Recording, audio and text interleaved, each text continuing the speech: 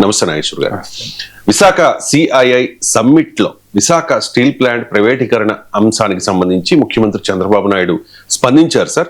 Steel plant ను white elephant తో పోల్చారు. దాంతో పాటు ఉద్యోగులు పని చేయకపోవడం వల్లే విశాఖ స్టీల్ ప్లాంట్ కి నష్టం వస్తుంది అంటూ ఆయన కామెంట్ చేశారు. ఈ వ్యాఖ్యలపై స్టీల్ ప్లాంట్ కార్మిక సంఘాలు అభ్యంతరం వ్యక్తం చేస్తూ ఉన్నాయి సార్.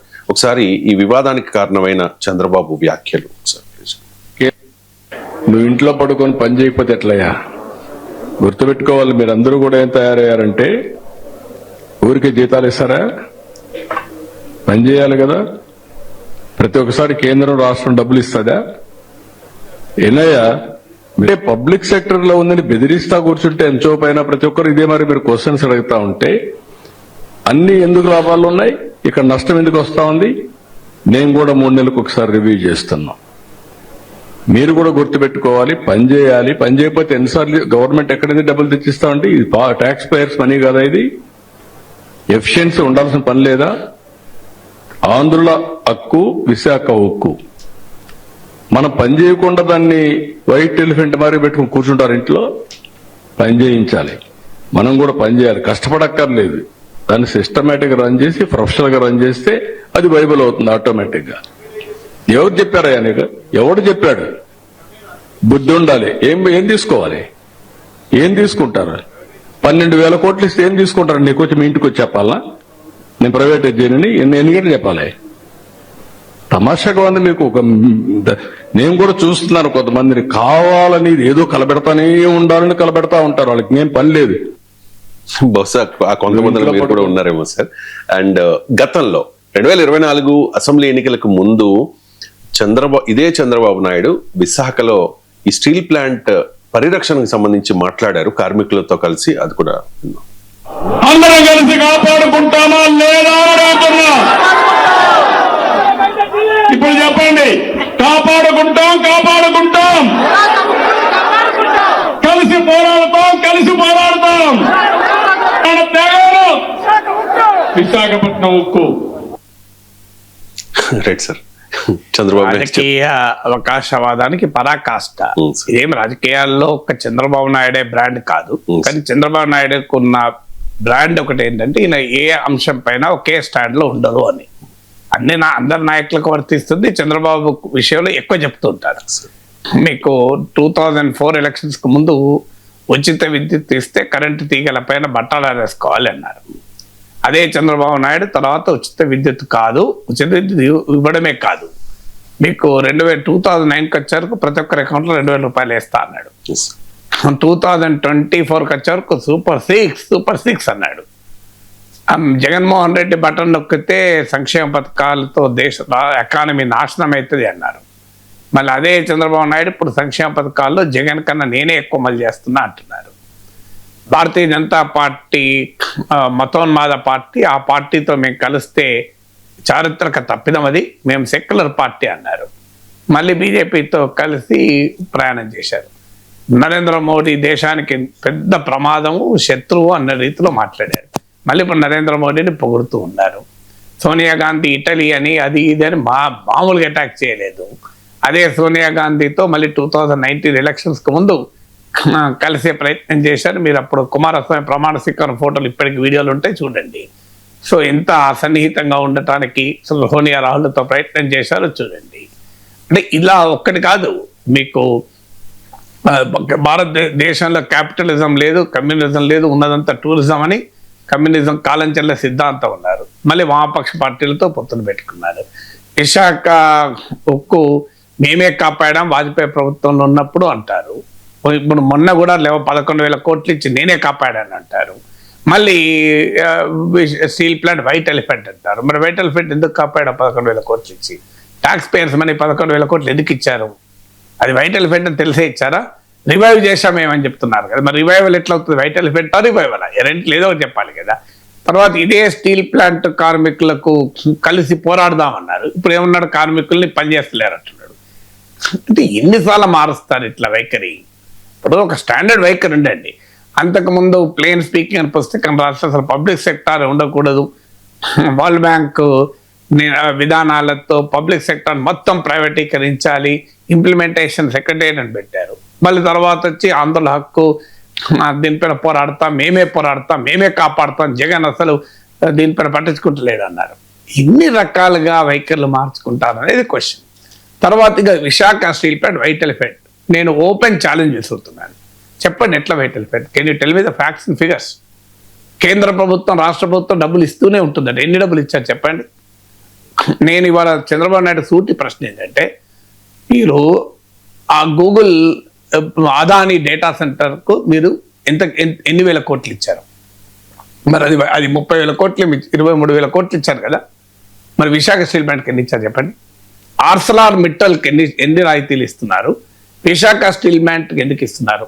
ఇప్పుడు ఈ అటాక్ ఎందుకు అంటే, విశాఖ స్టీల్ ప్లాంట్ మూసేసి ఆర్సలార్ మిట్టల్ కంపెనీని ప్రోత్సహించాలి. ఇప్పుడు అక్కడే ఆర్సలార్ మిట్టల్ కంపెనీ ఉంది వైజాగ్లోనే, అక్కడే ఆ కంపెనీ ప్రైవేట్ కంపెనీని ప్రోత్సహించాలి. మీకు ఈఎస్ శర్మ రిటైర్డ్ ఐఏఎస్ అధికారి ఓపెన్ లేఖలో కూడా పేర్కొన్నాడు. టీడీపీ ఎంపీల బృందం వెళ్ళి ప్రధానమంత్రికి కలిసి విశాఖ స్టీల్ ప్లాంట్ గురించి మాట్లాడలే, ఆర్సలార్ మిట్టల్ గురించి మాట్లాడారు. అంటే క్లియర్గా మిట్టల్ కంపెనీకి ప్రజల tax payers money Visakha steel ప్లాంట్కి ఇస్తున్నారంటున్నారు. అన్యాయం అది. ప్రజల ఆస్తులను ప్రైవేట్ వారికి అప్పచెప్పడానికి చేసి జరుగుతున్న కుట్ర కాదు ఇది. మీరు వైట్ ఎలిఫెంట్ అని ఏ బేసింది అంటున్నారు? మీరు ఎవరినైనా పంపించండి, టీవీలో డిబేట్ చేద్దాం. వైట్ ఎలిఫెంట్ ఎట్లా చెప్పండి? ఇంతవరకు కేంద్ర ప్రభుత్వం రాష్ట్ర ప్రభుత్వం అయితే డబ్బులు ఇచ్చింది ఏం లేదు. ఏమన్నా ఇస్తే కేంద్ర ప్రభుత్వం, రాష్ట్ర ప్రభుత్వం చిన్న చిన్న ఏమన్నా రాయితీలు, విద్యుత్ ఎట్లా ఇవ్వచ్చు. కేంద్ర ప్రభుత్వం ఎన్ని వేల కోట్లు ఇచ్చింది? విశాఖ స్టీల్ ప్లాంట్ ఎన్ని వేల కోట్ల ఆస్తులు. మీకు వోడాఫోన్ ఉంది, ఆ వోడాఫోన్ ప్రభుత్వం ఇచ్చిన అప్పుల్ని మీరు వాటాగా మార్చుకున్నారు. మరి అది ట్యాక్స్ పేయర్స్ మనీ కాదా? అనిల్ అంబానీకి 1,000 కోట్ల రూపాయల బ్యాంకు రుణాలు ఇప్పించారు. నరేంద్ర మోడీ అనిల్ అంబానీకి 20,000 కోట్ల రాఫెల్ కాంట్రాక్ట్లు ఇప్పించారు. ఇలా అనిల్ అంబానీ పరిస్థితి ఏంటి? ఈడీ రైడ్ జరుగుతున్నాయి, బ్యాంకులు పెద్ద ఎత్తున నష్టపోతున్నాయి. అది ట్యాక్స్ పేయర్స్ మనీ కాదా? ఇవన్నీ ట్యాక్స్ పేయర్స్ మనీ కాదా? లక్షల కోట్ల రూపాయల ప్రైవేట్ కంపెనీలకు రాయితీలు ఇస్తున్నారు. వీడియోకాన్ రాయితీలు కావా? ఇవాళ హెయిర్ కట్ పేరిట, నేషనల్ కంపెనీ లా ట్రిబ్యునల్ పేరిట, మీరు బ్యాంక్రప్సీ కోడ్ పేరిట ఎన్ని లక్షల కోట్లు మీరు ప్రైవేట్ కంపెనీలకు దారాదత్తం చేస్తారు. ఇవన్నీ ట్యాక్స్ పేయర్స్ మనీ కాదా? అన్యాయంగా విశాఖ స్టీల్ ప్లాంట్ ఒక మోసపూరితమైన వాదన కాదా ఇది? ఇలా స్టీల్ ప్లాంట్ కార్మికులు పనిచేయడం వల్ల నష్టం వస్తుందా? అసలు ఎవరు చెప్పారు చంద్రబాబు నాయుడుకు? ఎందుకు నష్టం వస్తుంది? మిగతా కంపెనీలు లాభం వస్తున్నాయి, ఇది ఎందుకు నష్టం వస్తుంది? ఓపెన్ చెప్తున్నాం. పవన్ కళ్యాణ్ చెప్పింది, నేను చెప్పింది కాదు కదా. మీకు ప్రైవేట్ స్టీల్ కంపెనీలకు రా మెటీరియల్, ఇనుప ఖనిజం రా మెటీరియల్, స్టీల్ తయారు కావాలంటే ప్రైవేట్ కంపెనీలకు మీరు ఐరన్ ఓర్ మైన్స్ ఇస్తారు. ఇప్పటికీ విశాఖ స్టీల్ ప్లాంట్కి ఐరన్ ఓర్ మైన్ లేదు. చంద్రబాబు నాయుడు వాజ్పేయి ప్రభుత్వంలో చక్రం తిప్పినప్పుడు ఐరన్ ఓర్ మైన్ ఇప్పియలే, ఇప్పుడు ఇప్పియలే. ఇది పవన్ కళ్యాణ్ చెప్పిన మాట కదా. ఐరన్ ఓర్ మైన్ లేకపోవడం వల్ల నష్టం వస్తుంది, నేను చెప్పింది కాదు కదా. మరి పవన్ కళ్యాణ్ అడగండి, చంద్రబాబు నాయుడు పవన్ కళ్యాణ్ అడిగితే చెప్తారు కదా నిజం ఎందుకు లాస్ వస్తుంది. వైట్ ఎలిఫెంట్ కార్మికులు పనిచేయడం వల్ల లాస్ వస్తుందా? నిరంతరం విశాఖ స్టీల్ ప్లాంట్ కొరకు చెమటోడ్చి పనిచేస్తున్న కార్మికులపై దాడి ఏంటి? ఈ యుద్ధం ఏంటి? అంతకుముందేమో మాకు ఓట్లు వేయండి, పల్లా శ్రీనివాసరావు గెలిపించండి, ఎంపీని గెలిపించండి అని గాజువాక ఏరియాలో ప్రచారం చేసుకున్నారు. ఇప్పుడేమో కార్మికులు పనిచేయడం అని చెప్పి ప్రజల ముందు కార్మికులు దోషులుగా పెడుతున్నారు. మీ రాజకీయాల కొరకు మీరు ఏమైనా అవకాశవాదం తీసుకోండి, కానీ కష్టజీవుల పైన దాడి ఏంటి? కార్మికుల పైన దాడి ఏంటి? ఏ కార్మికులు పనిచేయలేదు చెప్పండి? కార్మికులు పనిచేయకపోతున్న 2 లక్షల కోట్ల ఆస్తులు కలిగిన కంపెనీగా విశాఖ స్టీల్ ప్లాంట్ ఉందా? ఇలా విశాఖ స్టీల్ ప్లాంట్ ప్రొడ్యూస్ చేసే స్టీల్ ప్రొడక్ట్స్ ప్రైవేట్ కంపెనీల స్టీల్ ప్రొడక్ట్స్ కన్నా మార్కెట్లో డిమాండ్ ఉంది. ఎందుకు డిమాండ్ ఉంది? పని చేయకపోతే డిమాండ్ ఉందా? మీకు నిజంగానే పని చేయకపోతే మీరు అన్నారంటే మేము ఒప్పుకుంటాం. విశాఖ స్టీల్ ప్లాంట్ నాకు తెలిసినంత వరకు వాళ్ళ ప్రొడక్ట్స్ మార్కెట్లో లిటిల్ కాస్ట్లీయర్ కూడా, అయినా కూడా డిమాండ్ ఉంది. ఎందుకు డిమాండ్ ఉంది? ఇవాళ ఇదే కార్మికులతో మీరు ఐరన్ ఓర్ మైన్స్ ఇప్పేయండి చంద్రబాబు నాయుడు గారు, ఎందుకు లాభాలు రాదో చూపెడతాం మేము. ఐరన్ ఓర్ మైన్స్ ఇప్పండి, ఇంకేం చేయకండి. అది కూడా మీరేం పబ్లిక్ సెక్టార్ కదా అని ఎక్స్ట్రా చేయకండి. ప్రైవేట్ కంపెనీలకు ఇచ్చిన ఇవ్వండి. ప్రైవేట్ కంపెనీలకు ఇస్తున్నారు కదా, మీరు ప్రైవేట్ కంపెనీలకు ఇచ్చే iron ore mines Visakha steel ప్లాంట్కి ఇవ్వండి. అప్పుడు లాభాలు ప్రైవేట్ కంపెనీలకైనా ఎక్కువ లాభాలు వస్తాయి. ఛాలెంజ్ చేసి చూపెడతాం. చాలీచాలని జీతాలతో ప్రైవేట్ కంపెనీలో కాదు, మెరుగైన జీవితాలతో కార్మికుల బతుకులు మారుస్తాం. ఇలా గాజువాక జీడిపి ఆంధ్రప్రదేశ్లో హైయెస్ట్ మండల్ డొమెస్టిక్ ప్రొడక్ట్ ఎట్లా సాధ్యమైంది? స్టీల్ ప్లాంట్ లేకుండా సాధ్యమైందా? ఇవాళ ఉమ్మడి ఆంధ్రప్రదేశ్లో హైదరాబాద్ తర్వాత gross district domestic product Visakhapatnam ఎక్కువ. ఎట్లా స్టార్ట్ అయింది? విశాఖ స్టీల్ ప్లాంట్ లేకుండా అయిందా? ఇవాళ ఈనాడు విభజిత ఆంధ్రప్రదేశ్లో కూడా highest gross district domestic product Visakhapatnam. ఎట్లా సాధ్యమైంది? వైటల్ ఫీల్డ్ వల్ల సాధ్యమైందా? అన్యాయంగా చెప్పడం ఏంటి? విశాఖ స్టీల్ ప్లాంట్ను మీరు మోడీ ప్రభుత్వంతో పోరాడే ధైర్యం లేదు. నరేంద్ర మోడీ ప్రభుత్వం బహిరంగంగా చెప్పారు, నిర్మలా సీతారామన్ పార్లమెంట్లో చెప్పింది, లాభ నష్టాలతో సంబంధం లేదు, మేము అమ్మదలుచుకున్నామని. మీరు దాన్ని ఆపడం మీ చేత కాదు. నిన్న కాక మనం ఆపినామని చెప్పుకుంటున్నాం. మరి ఒకవైపు లోకేష్ మేమే ఆపినాం అంటున్నారు, ఒకవైపు వైట్ ఎలిఫెంట్ అంటున్నారు. అంటే ఏంటి? నేను ఆ రోజు 11,000 కోట్ల ప్యాకేజ్ ఇచ్చింది కూడా చెప్పాను. దీన్ని అందంగా ముస్తాబు చేసి ప్రైవేట్ వారికి అమ్మటానికి ఎత్తుగడ. మీరు చూడండి, ఇది ఆదానికి అమ్మేస్తారు, ఆదానికన్నా అమ్మేస్తారు, లేదా మిట్టల్ కోసం విశాఖ స్టీల్ ప్లాంట్లు కంప్లీట్ గా నిర్వీర్యం చేస్తారు. ఇది ఎత్తుగడ. మనం చూడలేదా ప్రైవేట్ డైరీల కొరకు చిత్తూరు ప్రభుత్వ సహకార రంగంలో డైరీల్ని గతంలో చంద్రబాబు నాయుడు ప్రభుత్వం ఉన్నప్పుడే కదా నీరు కార్చింది. మీకు సహకార డైరీలు అన్ని దెబ్బతిన్నాయి, ప్రైవేట్ డైరీలను బ్రహ్మాండంగా లాభాల్లో నడుస్తున్నాయి. ఇవన్నీ తెలవని వ్యవహారం ఆ ప్రపంచానికి. మీరు హిందుస్థాన్ ఏరోనాటిక్స్ లిమిటెడ్ తొలగించి పనికిమాలిన అనిల్ అంబానీ కంపెనీలకు మీరు రాఫెల్ కాంట్రాక్ట్ 20,000 కోట్లు ఎట్లు ఇచ్చారు? అనిల్ అంబానీ కంపెనీ మీకు రాఫెల్ యుద్ధ విమానాలు తయారు చేసే స్థాయి ఉన్న కంపెనీ, ఆన్ పేపర్ ఉన్న కంపెనీకి ఇప్పించారు. ఇవన్నీ జరుగుతుంది. ఇదంతా ట్యాక్స్ పేయర్స్ మనీ కాదా? స్టీల్ ప్లాంట్ పైన అభాండాలు మోపడం అనేది తెలుగు ఆంధ్రుల ఆత్మగౌరవం పైన దాడి, తెలుగు వారి ఆత్మగౌరవం పైన దాడి. మీరు నిజంగా విశాఖ స్టీల్ ప్లాంట్ కనుక ట్యాక్స్ పేయర్స్ మనీ వాడితే ఆ ప్లాంట్ మూసేయండి. We're ready for it. Steel plant మూసేయండి. నిజంగానే ఇది ప్రభుత్వం పైన భారం అని మీరు నిరూపిస్తే just close down the steel plant. కానీ నిరూపించకపోతే మరి మీరు దేనికి సిద్ధమని అడుగుతున్నాం. మేము రెడీ. స్టీల్ ప్లాంట్ ప్రభుత్వం పైన బర్డెన్ కాదు. స్టీల్ ప్లాంట్ వైట్ ఎలిఫెంట్ అసలే కాదు. Steel plant tax payers money మింగడం లేదు. స్టీల్ ప్లాంట్ కు నష్టాలు ఇంతవరకు ప్రభుత్వం ఇచ్చింది నాకు తెలిసినంత వరకు ఒక 5,000 కోట్లు మించి ఇవ్వలే. చెప్పండి ఎన్ని వేల కోట్లు ఇచ్చారో బడ్జెట్ నుంచి. ఎక్కడ డబ్బులు జబ్బులకెళ్ళి ఇవ్వరు, ఎవరు ట్యాక్స్ పేయర్స్ మనీ రహస్యంగా ఇవ్వరు కదా. ప్లీజ్ చంద్రబాబు నాయుడు గారు, ఇప్పటి వరకు స్టీల్ ప్లాంట్ పుట్టినప్పటి నుంచి ఇప్పటి వరకు కేంద్ర రాష్ట్ర ప్రభుత్వాలు ఎన్ని వేల కోట్లు స్టీల్ ప్లాంట్కి ఇచ్చిందో ఒక వైట్ పేపర్ ఇవ్వండి. ఇవాళ స్టీల్ ప్లాంట్కు ఉన్న ఆస్తుల మొత్తం విలువ ఎంతో చెప్పండి. వైట్ ఎలిఫెంట్ కాదో తేలిపోతుంది కదా. 5,000 కోట్లు నేను ఇవాళ చంద్రబాబు నాయుడు గారిని అడుగుతున్నాను, మీరు అయ్యా ఒక వైట్ పేపర్ ఇవ్వండి. స్టీల్ ప్లాంట్ కు కేంద్ర ప్రభుత్వం ఇచ్చిన డబ్బులు ఎన్ని, ఇన్నెళ్ళు, ఇంక్లూడింగ్ వడ్డీలతో సహా వేసుకోండి. రాష్ట్ర ప్రభుత్వం ఇచ్చిన రాయితీలు డబ్బులు ఏంటి, దానికి కూడా విత్ వడ్డీ వేసుకోండి. అలాగే స్టీల్ ప్లాంట్ కట్టిన ఇన్కమ్ ట్యాక్స్ ఎంత, స్టీల్ ప్లాంట్ కట్టిన జిఎస్టీ ఎంత, స్టీల్ ప్లాంట్ కట్టిన వివిధ రకాల పన్నులు వేసుకోండి. అది కూడా విత్ ఇంట్రెస్ట్ క్యాల్కులేట్ చేసేయండి. స్టీల్ ప్లాంట్ కున్న ఇప్పుడున్న ఆస్తులు వేయండి. స్టీల్ ప్లాంట్ కనుక ట్యాక్స్ పేయర్ కు బర్డన్ నిరూపిస్తే నా జీవితంలో టీవీ కెమెరాల ముందుకు రాదు. నేను రెడీ. ఇంత పెద్ద ఎత్తున మాట వాదిస్తున్నా. I will never come before TV cameras. మీరు ప్రూవ్ చేయండి, ప్రూవ్ చేయండి. మరి లేనప్పుడు మరి మీరు అన్యాయంగా స్టీల్ ప్లాంట్ మీద బాండాలండి. ఎందుకంటే స్టీల్ ప్లాంట్ కు అనేక సార్లు వెళ్ళిన వాడిని, దానిపైన స్టడీ చేసిన వాడిని, ఆ కార్మికుల మీటింగ్ లో పాల్గొన్న వాడిగా చెప్తున్నాను. ఈ 3 దశాబ్దాల నా ప్రజా జీవితంలో నేను దాదాపు 3.5 decades నా పబ్లిక్ లైఫ్, 24 years అప్పుడు నేను వేదిక ఎక్కితే పబ్లిక్ లైఫ్ లో, ఇవాళకి 37 years నుంచి నేను ప్రజా జీవితంలో ఉన్నాను. ఇప్పటికి అనేక సార్లు స్టీల్ ప్లాంట్కి వెళ్ళాను, స్టీల్ ప్లాంట్ గడ్డపైన మాట్లాడాను.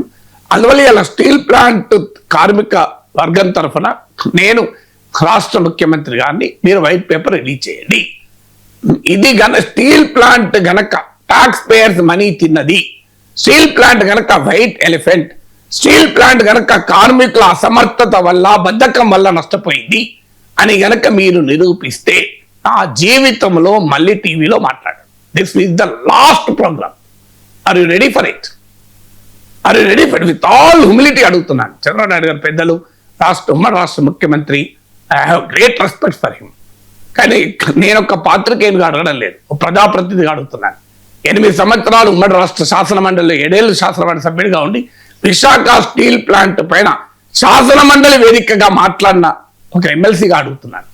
మీరు సిద్ధమా? మేము సిద్ధమా అంటారు కదా, నేను సిద్ధం. చెప్పండి చర్చ. మీరు చంద్రబాబు నాయుడు గారు పెద్దవారు, ఆయనతో డిబేట్ చేసేంత సామర్థ్యం నాకు లేదు. మీరు పంపించండి మీ పార్టీ వాళ్ళని ఎవరినైనా. మీ రాష్ట్ర తెలుగుదేశం అధ్యక్షుడు పల్లా శ్రీనివాస్ గారిని పంపండి, లేదా ఇంకెవరినైనా పంపండి, మీ ఇండస్ట్రీ మినిస్టర్ని పంపండి. Just let us discuss public debate ready. అది టీవీ స్టూడియోలైనా మంచిదే, స్టీల్ ప్లాంట్ గేట్ దగ్గరైనా మంచిదే, నేను వస్తాను గాజువాకకు, స్టీల్ ప్లాంట్ లోపలైనా పెట్టుకుందాం బహిరంగంగా. ఇది రాజకీయ చర్చ వద్దు. Let us tell the facts. ఇవాళ స్టీల్ ప్లాంట్ ఎందుకు నష్టం వస్తుంది? చంద్రబాబు నాయుడు అంటాను మిగతా స్టీల్ ప్లాంట్ లాభం వచ్చినప్పుడు ఎందుకు వస్తలేదు? చాలా సింపుల్ లెక్కండి, చాలా సింపుల్. జేడీ లక్ష్మణ్ ఆయన హైకోర్టులో కేసు వేసినా అదే చెప్పారు, పవన్ కళ్యాణ్ ఉపన్యాసంలోనే అదే చెప్పారు, అందరూ అదే చెప్పారు. ఏంటి, మీకు రా మెటీరియల్కు కనీసం 8 to 10 times ఎక్కువ అవుతుంది. మీరు ప్రైవేట్ వర్క్ మీరు గనులు ఇస్తారు, విశాఖ స్టీల్ ప్లాంట్ గనులు ఇవ్వరు. ఇది ఒక్కటి మార్చండి. ఇది పవన్ కళ్యాణ్ చెప్పింది, కాలంలో పవన్ కళ్యాణ్ బయట ఉంటాయి. మరి పవన్ కళ్యాణ్ ఎందుకు చెప్పాడు? పవన్ కళ్యాణ్ చెప్పింది తప్ప చంద్రబాబు నాయుడు గారు చెప్పమనండి. అందువల్ల కేవలం మెట్టల్కు అదానీలకు లాభం చేసేందుకు స్టీల్ ప్లాంట్ పైన బాండాలేసి ప్రజల ముందు స్టీల్ ప్లాంట్ను, అందులో ఆత్మగౌరవం ప్రాణ త్యాగాలతో వచ్చిన స్టీల్ ప్లాంట్ను ఒక శత్రువుగా చూపెట్టేటువంటి పని కదా. లెటర్ ప్లీజ్, ఇప్పటికీ నా రిక్వెస్ట్, అసెంబ్లీ సాక్షిగా వైట్ పేపర్ ప్రకటించండి. కేంద్రం ఎంత ఇచ్చింది, రాష్ట్రం ఎంత ఇచ్చింది, స్టీల్ ప్లాంట్ ఎంత ఇచ్చింది, స్టీల్ ప్లాంట్ కంట్రిబ్యూట్ చేసిన ఎక్కడ జీడిపికి ఎంత కంట్రిబ్యూట్ చేసింది, స్టీల్ ప్లాంట్ ఇచ్చినటువంటి ట్యాక్సెస్ ఏంటి, స్టీల్ ప్లాంట్ ఉన్న ఆస్తులు ఏంటి, 2 లక్షల కోట్ల ఆస్తులు ఉన్నాయి ఇవాళ. దాన్ని తెగనమ్మడానికి జరుగుతున్నటువంటి ఎత్తుగడి మీరు చూస్తుండండి. ఇలాగే ప్రజలు కనుక దీన్ని కాపాడుకోకపోతే, తెలుగువారు కనుక కాపాడుకోకపోతే అదానికో మిట్టలకో కారు చౌకగా అమ్మివేసేందుకు జరుగుతున్న ఎత్తుగడ. అందువల్ల ఈ ఎత్తుగడలకు ప్రజలకు విజ్ఞప్తి చేసేది అంటే హ్యావ్ ఎ హెల్తీ డిబేట్. ఎలా స్టీల్ ప్లాంట్, నేను జయప్రకాష్ నారాయణ గారితో కూడా ఆంధ్ర ABN లో డిబేట్లో పాల్గొన్నాను. సో అది మోర్ దాన్ 1.5 hour ఉంటే నా యూట్యూబ్లో ఉంటే చూడండి. నియర్లీ 1 million 10 లక్షల మంది చూశారు. జేపీ గారు ఇదే వాదన చేసినప్పుడు అడిగాను, సార్ మీరంటే గౌరవం, వైట్ ఎలిఫెంట్ ఎట్లా చెప్పండి అంటే నో ఆన్సర్. ప్రభుత్వం వైద్యం మీద ఖర్చు పెట్టాలి అంటారు, అది కరెక్టే సార్, దాని దీనికి ఏం సంబంధం? స్టీల్ ప్లాంట్ ఎట్లా వైట్ ఎలిఫెంటో చెప్పండి. మీకు స్టీల్ ప్లాంట్ పబ్లిక్ సెక్టార్ ఉండొద్దు అని భావన ఉంటే that is different case, that is an ideological stand. నేను అర్థం చేసుకోగలుగుతా. ప్రభుత్వ రంగం ఉండకూడదు, ప్రైవేట్లోనే అంతా ఉండాలనేది ఒక ఆర్థిక సిద్ధాంతం. Adam Smith free market economics అదొక సిద్ధాంతం. దట్ ఇస్ అన్ని పబ్లిక్ సెక్టార్లో ఉండాలనేది ఇంకోటి సిద్ధాంతం. నా సిద్ధాంతం అది కాదు.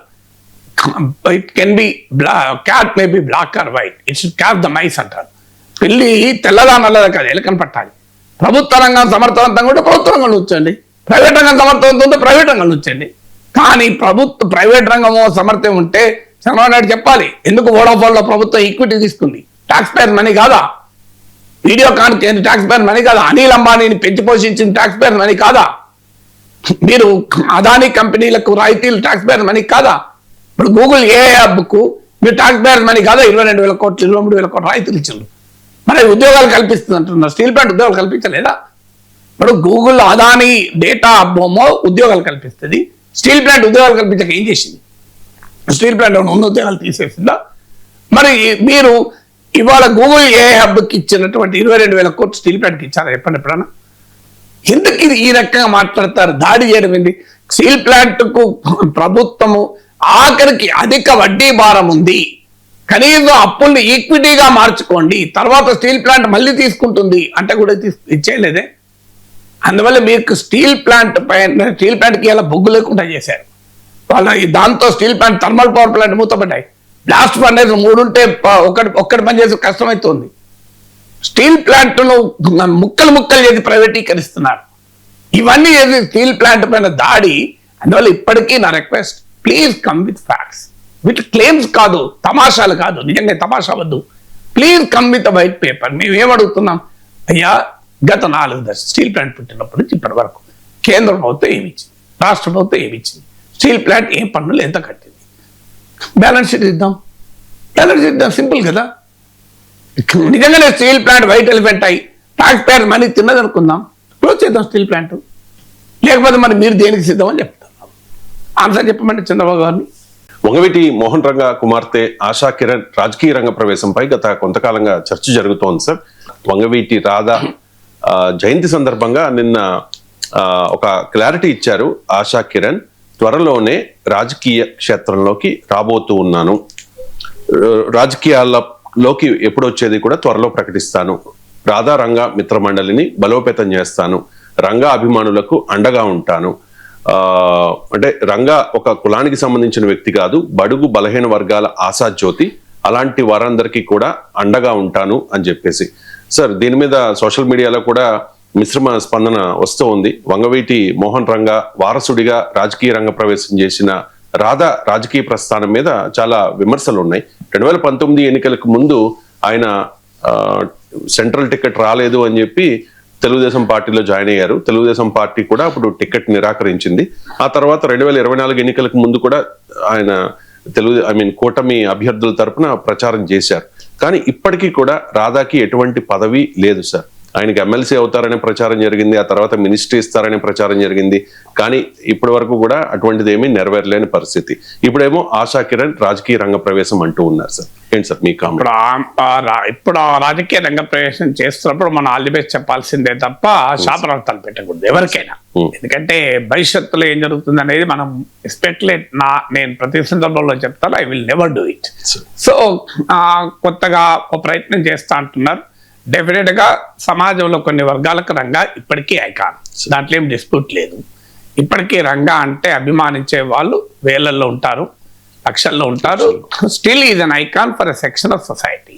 దానికి హిస్టారికల్ రీజన్స్ ఉన్నాయి, అనేక ఫ్యాక్టర్స్ ఉన్నాయి. కానీ ఇప్పుడు రంగా ఫినామినన్ ప్రభావం ఉంటుందా, దీనికి అర్థం కావాలంటే ఒక రేఖా మాత్రంగాన రంగా ఫినామినన్ ఒక 50 years హిస్టరీ విజయవాడ పాలిటిక్స్ లో. నేను కూడా విజయవాడలో 85లో 87లో 1 year ఆడ మాంటేశ్వరి మహిళా కళాశాలలో లెక్చరర్గా పనిచేశాను. ఆ రోజు ఆ రాఘవయ్య పార్క్ దగ్గర రంగా హత్య గురైన ప్రాంతంలో కొన్ని 100 సార్లు నడుచుకుంటూ వెళ్ళాను, ఎన్నోసార్లు. సో అందువల్ల ఆ కాస్త హిస్టరీ తెలుసు కనుక వాస్తవంగా రంగా నెహ్రూ ఈ కుటుంబాల మధ్య ఘర్షణ, కులాలకు రాజకీయాలకు కూడా సంబంధం లేని వ్యవహారంగా మొదలైంది. నాకు గుర్తున్నంత వరకు 70s లో చలసాని వెంకటరత్నం ఫాలోవర్స్ గా స్టార్ట్ అయినటువంటి ఈ ప్రక్రియ తెలుగుదేశం ఏర్పాటు కన్నా ముందు వ్యక్తిగతమైన విభేదాలతో రంగా నెహ్రూ కుటుంబాలు విడిపోయి అక్కడి నుంచి ఘర్షణగా మారిపోయింది. ఆ తర్వాత తెలుగుదేశం ఎప్పుడైతే వచ్చిందో సహజంగానే అప్పటి వరకు కాంగ్రెస్ ప్రభుత్వంలో మీకు కమ్మాస్కు ప్రాపర్ పొలిటికల్ రిప్రజెంటేషన్ లేదు. కమ్మాస్ సమాజంలో చాలా forward looking community, entrepreneurial community, సంపద సృష్టించే కమ్యూనిటీ. ఇప్పటికీ మీరు విజయవాడే కాదు, హైదరాబాద్లో కూడా మీరు సినిమా హాళ్ళ నుంచి మొదలుకొని ఆ హోటల్స్ వరకు ఆస్తుల్లో గణనీయమైన భాగం కమ్మాస్ స్థితిలో ఉంటుంది. ఎందుకంటే అగ్రికల్చర్లో కానీ ఆ కమ్యూనిటీకి అప్వర్డ్ మొబిలిటీ ఉన్న కమ్యూనిటీ. కానీ కాంగ్రెస్లో ఉండే రెడ్డి డామినేషన్ అందరికి తెలుసు, ఉన్న ఫ్యాక్ట్ కదా. అన్ని కులాల వాళ్ళు అన్ని పార్టీల్లో ఉన్నా కమ్మాస్కు పొలిటికల్ ఎక్స్ప్రెషన్ కాంగ్రెస్లో రాలేదు. మీరు గమనించండి, ఇప్పటికీ కూడా కాంగ్రెస్లో రెడ్లు అనేక మంది చీఫ్ మినిస్టర్స్ కనబడతారు, కానీ కమ్మాస్ ఇప్పటికీ ప్రామినెంట్ కమ్మా లీడర్ కాంగ్రెస్లో లేరు. మీరు గమనించండి, అంటే ముఖ్యమంత్రి స్థాయికి వచ్చే కమ్మా లీడర్స్ లేరు. సో అందువల్ల ఎప్పుడైతే అయిందో ఎన్టీ రామారావు పార్టీ పెట్టిన తర్వాత, అఫ్ కోర్స్ ఎన్టీ రామారావు కమ్మా నాయకుడు అని అనడం అన్యాయము, ఆయన తెలుగు ప్రజలందరి అభిమాన నాయకుడు. కానీ రాజకీయ ఎక్స్ప్రెషన్ లేని కమ్మా కమ్యూనిటీ తెలుగుదేశం పార్టీ ఎప్పుడైతే వచ్చిందో దాని ఒక ఆపర్చునిటీగా భావించారు. టీడీపీ వెనకాల కమ్మా కాస్ట్ కన్సాలిడేట్ అయ్యారు. దానితో కాపు సెక్షన్ కాంగ్రెస్ వెనకాల కన్సాలిడేట్ అయ్యారు. రంగా నెహ్రూ కుటుంబాల మధ్య ఉన్న వ్యక్తిగత తగాద ఒక సోషో పొలిటికల్ ఎక్స్ప్రెషన్ తీసుకుంది తెలుగుదేశం పార్టీ పుట్టాక. రంగా కాంగ్రెస్ లో నాయకుడయ్యాడు, కాపులకు నాయకుడయ్యాడు, తెలుగుదేశం వెనకాల కమ్మాస్ మొబిలైజ్ అయ్యారు, నెహ్రూ తెలుగుదేశంలో నాయకుడయ్యాడు.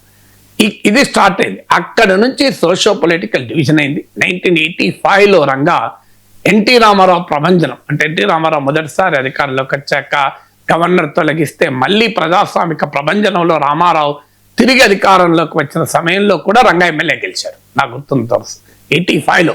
అది మామూలు విజయం కాదు. అది రాష్ట్రమంతటా కాంగ్రెస్ ఎన్టీ రామారావు ప్రభంజనంలో కొట్టుకపోతే రంగా నిలబడ్డాడు. అది ఆయన పొలిటికల్ ప్రొఫైల్ గణనీయంగా పెంచింది, రాజకీయంగా సామాజికంగా కూడా.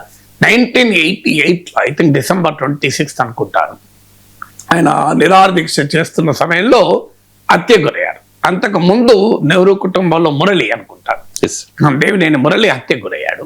సో ఈ హిస్టరీ ఉంది మీకు మా విజయవాడలో. సో తర్వాత మీకు 1988 తర్వాత రంగా సతీమణి కూడా రాజకీయాల్లో ఎమ్మెల్యేగా గెలిచారు. సో ఆ ప్రాసెస్ అంటూ నడుస్తూ వచ్చింది. అంటే ఇది స్టార్ట్ అయినప్పుడు ఈ ఫినామినా 70s లో దీనికి సామాజిక రూపం లేదు, రాజకీయ రూపం లేదు. ఆ తర్వాత రెండు కుటుంబాల మధ్య ఘర్షణ, సోషో పొలిటికల్ సామాజిక రాజకీయ వ్యక్తీకరణ జరిగింది 80s లో. తర్వాత కన్సాలిడేట్ అవుతూ రంగా కాపుల ఐకాన్ గా ఇతర సామాజిక వర్గాలకు కూడా ఒక ఐకానిక్ ఇమేజ్ వచ్చాడు. సో రంగా హిస్టరీలో ఆ రకమైన ఒక సుస్థిర స్థానం పొందగలిగాడు. కానీ ఎందుకు ఈ బ్యాక్గ్రౌండ్ చెప్తున్నానంటే, ఇప్పుడు రంగా ఫినామినా వర్కౌట్ అవుతుందా అంటే, ఆ socio political expression of Ranga phenomena ఇప్పుడు ఉందా? మీకు ఉదాహరణకు దేవినేని అవినాష్ ఇప్పుడు ఎక్కడున్నాడు? వైసీపీలో ఉన్నారు. అంటే దేవినేని కుటుంబ వారసుడు ఇప్పుడు వైసీపీలో ఉన్నారు. వైసీపీ తరఫున పోటీ కూడా చేసేటట్టున్నారు. రంగా సోదరుడైనటువంటి రాధా ఎక్కడున్నాడు? తెలుగుదేశంలో ఉన్నాడు. సో కంప్లీట్ గా సోషో పొలిటికల్ ఎక్స్ప్రెషన్ మారిపోయింది. కాపుల ఐకాన్ అయిన రంగా కుటుంబంలో రంగా కుమారుడేమో తెలుగుదేశంలో ఉన్నాడు. మీకు దేవినేని కుటుంబంలో వ్యక్తి వైసీపీలో ఉన్నాడు. ఇప్పుడు కూడా రంగా కుమార్తె వైసీపీలో చేరుతుందని స్పెక్యులేషన్స్ కూడా వస్తున్నాయి. ఎందుకంటే రాధా తెలుగుదేశంలో ఉన్నాడు గనక ఆమె వైసీపీలో ఎక్కడ చేరుతుందో తెలియదు. మరి భిన్న సోదరు అంటే తమ్ముని సోదరునికి తనకు ఆ భిన్న మార్గాలు ఉంటే తప్పేంటని కూడా అన్నారు. భిన్న మార్గాల్లో ఉన్న రంగ ఆశయాల కొరకే పనిచేస్తాం కదా అన్నారు. సో అందువల్ల ఆ సోషో పొలిటికల్ ఎక్స్ప్రెషన్ కంప్లీట్ గా పోయింది. మీకు దేవినేని అవినాష్ వైసీపీలో ఉన్నాడు, రాధా టీడీపీలో ఉన్నాడు. అఫ్ కోర్స్ ఈ గ్యాప్ ఇప్పుడు రంగా కుమార్తె రావటానికి కారణం రంగా పొలిటికల్ ఫ్యామిలీ లెగాసీలో గ్యాప్ ఎత్తుంది. నేను ఇంట్రొడక్షన్ లో చెప్పినట్లు రాధా ఆ ఇంపాక్ట్ చూపెట్టలేకపోయాడు. కారణం ఏంటంటే right time in the right decision in the right time అంటారు. అన్ఫార్చునేట్లీ రాధా డిసిషన్స్ తీసుకుంటే wrong decision at the right time తీసుకుంటూ వచ్చాడు ఆయన.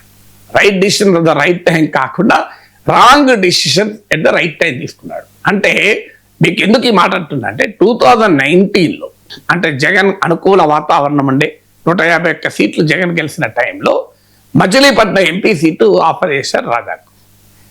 ఎందుకంటే కానీ రాధా విజయవాడ సెంట్రల్ సీట్ అడిగాడు. మీరు అన్నట్టు విజయవాడ సెంట్రల్లోమో రాజశేఖర రెడ్డి కుటుంబానికి అత్యంత లాయలిస్ట్ అయినటువంటి మల్లాది విష్ణు ఉన్నాడు అక్కడ. సో అందువల్ల మల్లాది విష్ణు రాజశేఖర రెడ్డి టైం నుంచి లాయలిస్ట్. సో ఆయనకు కాదని ఆయనను రిప్లేస్ చేసి రాధాకి ఇవ్వడం సాధ్యం కాక జగన్ మచిలీపట్నం ఎంపీ సీట్ అడిగాడు. రాధా విజయవాడ సెంట్రల్ సీటే పట్టుబట్టాడు.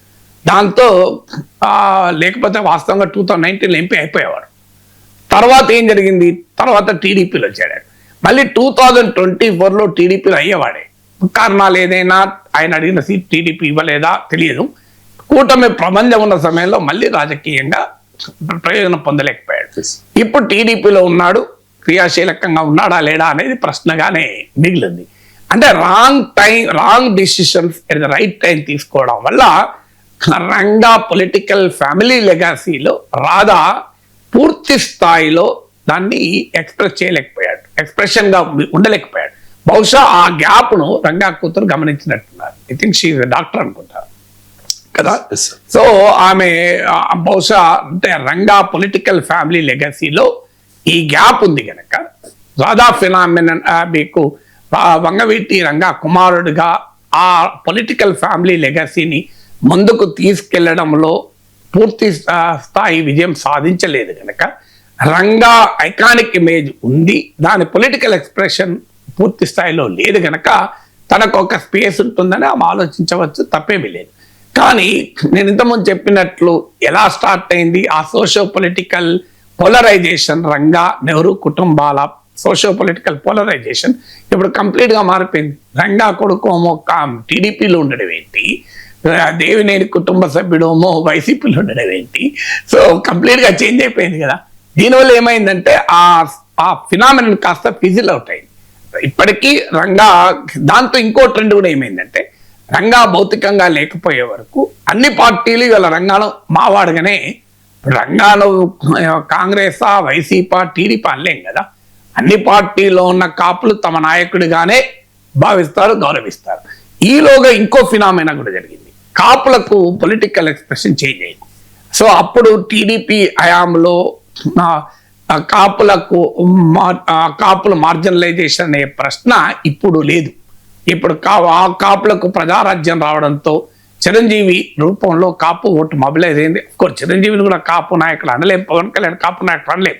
కానీ కొన్ని చారిత్రక కారణాల రీత్యా కొన్ని సామాజిక వర్గాలు కొన్ని పార్టీల వెనకాల ర్యాలీ అవుతాయి. ఇప్పుడు నేను ఇంతకుముందు చెప్పాను, ఎన్టీ రామారావు పార్టీ పెట్టడంతోనే కమ్మ ఓటు టీడీపీ వెనకాల ఎందుకు ర్యాలీ అయిందంటే కాంగ్రెస్ హయాంలో కమ్మలకు అన్యాయం జరిగింది. కాంగ్రెస్ ప్రభుత్వం కాంగ్రెస్ ఎంటైర్ పాలిటిక్స్ లో Kammas did not get the due share కదా. తర్వాత తెలుగుదేశం ఎప్పుడైతే డామినేట్ చేయడం మొదలుపెట్టిందో రాజకీయ క్షేత్రంలో కాపు కారకమైనటువంటి గుర్తింపు రాలేదు. అంటే గుర్తింపు అంటే కాపులు ఎమ్మెల్యేలు ఉండొచ్చు, మంత్రులు ఉండొచ్చు, కానీ కాపు ముఖ్యమంత్రి అనే ప్రశ్న రాలే కదా. మీకు ఉమ్మడి రాష్ట్రంలో చూడండి, కమ్మ అన్న రెడ్డి అన్న ముఖ్యమంత్రి ఉన్నారు చరిత్ర అంతా తీసుకుంటే, కానీ మీకు కాపులకు అవకాశం రాలే. ఆ పొలిటికల్ ఆస్పిరేషన్ మిగిలే ఉంది కాపులని. కాపులకు ముద్రగడ ఫినామినను వీటి వల్ల కాపు కన్సాలిడేషన్ అయింది, కాపు ఐడెంటిటీ బలపడింది. కానీ ముద్రగడ కాపు ఐడెంటిటీ బలపడేలా చేయగలిగిన కాపులకు ఒక రాజకీయ రూపాన్ని ఇచ్చి ముఖ్యమంత్రి కాలేడు. ఎందుకంటే ఒక కమ్యూనిటీ ఆధారంగా ఎప్పుడు ముఖ్యమంత్రులు కాదు, ఒక కమ్యూనిటీ ఓట్లతో పార్టీ రాదు.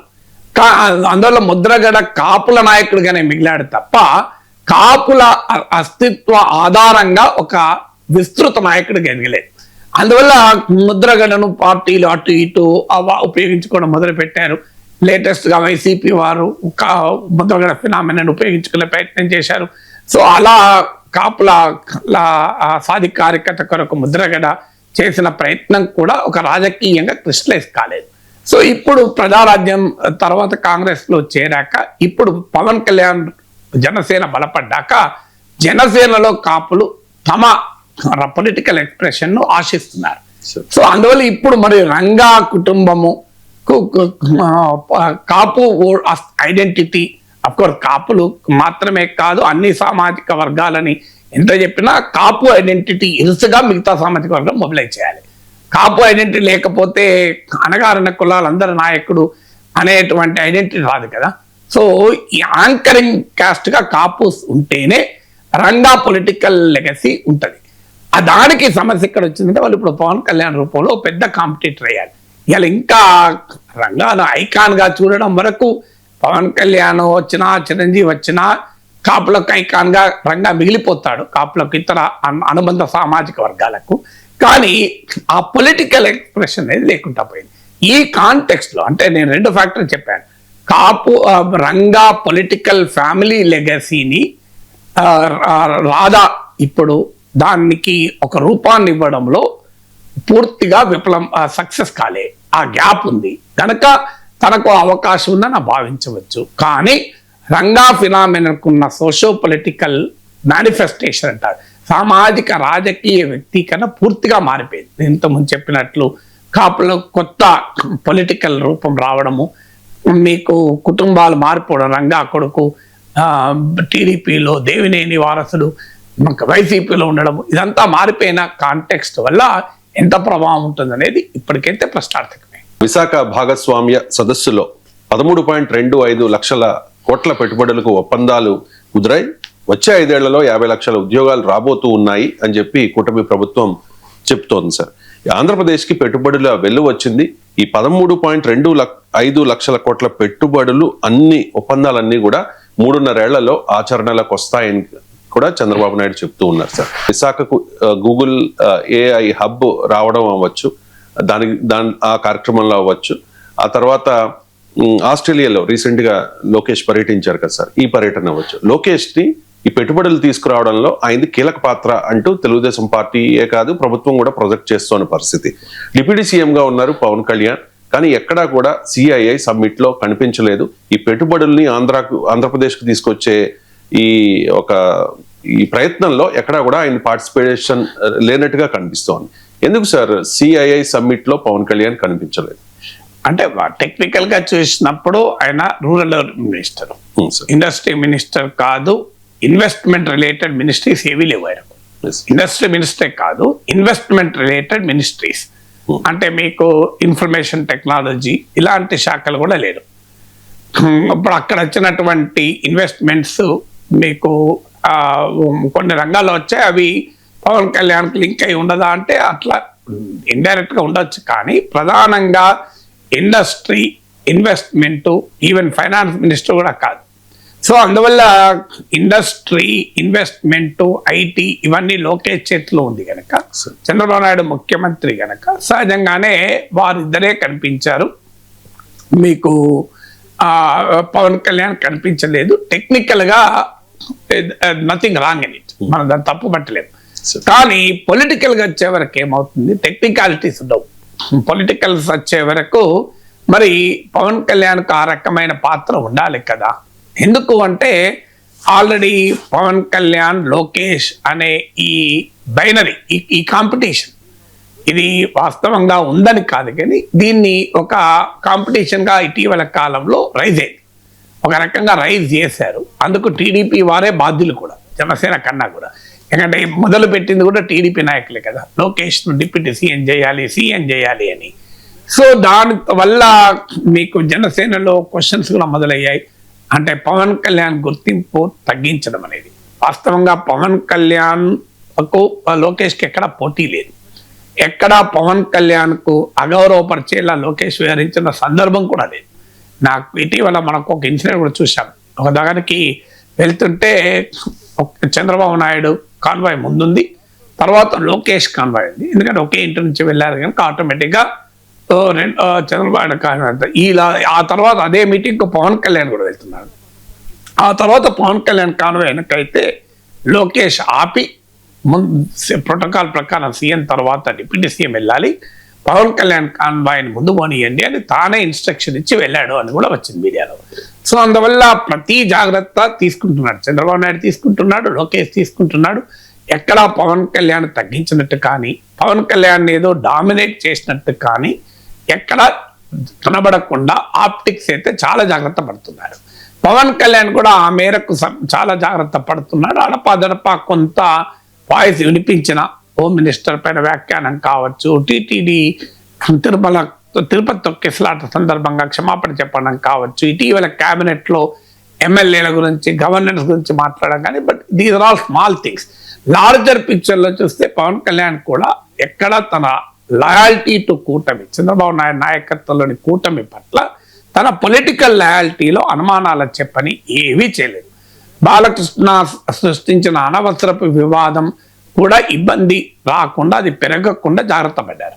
సో కానీ అదే సమయంలో టీడీపీ నేతల అత్యుత్సాహం వల్ల కాస్త ఇబ్బంది జరిగింది. నిజంగా చెప్పాలంటే లోకేష్కు పవన్ కళ్యాణ్ పోటీ ఏముంది, లోకేష్ టీడీపీ నాయకుడు, అవునన్నా కాదన్నా 135 మంది ఎమ్మెల్యేలకు పార్టీకి ఆయన నాయకుడు, చంద్రబాబు నాయుడు తర్వాత ఆయన నాయకుడు. పవన్ కళ్యాణ్ కూటమిలో ఉప ముఖ్యమంత్రి కావచ్చు, కానీ ఆయన 21 మంది ఎమ్మెల్యేల నాయకుడే కదా. అవునన్నా కాదన్నా రేపు తెలుగుదేశం పార్టీ నిర్ణయం తీసుకుంది అనుకోండి, చంద్రబాబు నాయుడు కేంద్ర రాజకీయాలకు వెళ్ళడమో ఏదో డిసిషన్ తీసుకున్నాడు అనుకుందాం, అజంప్షన్. తెలుగుదేశానికి ఎవరు నాయకుడు అవుతాడు, పవన్ కళ్యాణ్ కాలేడు కదా. అవునన్నా కాదని లోకేష్ అవుతాడు. ఇక్కడ వ్యక్తులగతంగా లోకేష్ పవన్ కళ్యాణ్ సమస్య కాదు. నీకు లోకేష్ ఒక పార్టీ, పవన్ కళ్యాణ్ ఒక పార్టీ. ఇప్పుడు చంద్రబాబు నాయుడుకి ఎంత అనుభవం ఉన్నా, నరేంద్ర మోడీ కానీ ఎంత సీనియర్ ఉన్నా, చంద్రబాబు నాయుడు ముఖ్యమంత్రి ఉన్నాడు, నరేంద్ర మోడీ ప్రైమ్ మినిస్టర్ ఉన్నాడు కదా. ఎందుకంటే బీజేపీలో ఉన్నాడు, ఇక్కడ టీడీపీలో ఉన్నాడు. సో పార్టీస్ ఆర్ డిఫరెంట్ కదా. చంద్రబాబు నాయుడు బీజేపీలో లేడు కదా.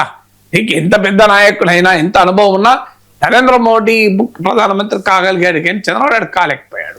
అందువల్ల మీకు ఆ గ్యాప్ ఎప్పుడు ఉంటుంది. అందువల్ల తెలుగుదేశం వర్గాలు టెన్షన్ పడాల్సిన అవసరమే లేదు. లోకేష్కు పవన్ కళ్యాణ్కు పోటీయే లేదు ఎక్కడ.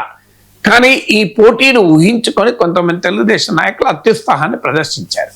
అది నాయకత్వ అన్నదండలు లేకుండా, ఆశీస్సు లేకుండా చేశారనేది క్వశ్చన్ మార్క్. ఎందుకంటే చంద్రబాబు నాయుడు లోకేష్ల సమక్షంలోనే దావోస్లో భరత్ లోకేష్ ముఖ్యమంత్రి చేయాలి అన్నాడు.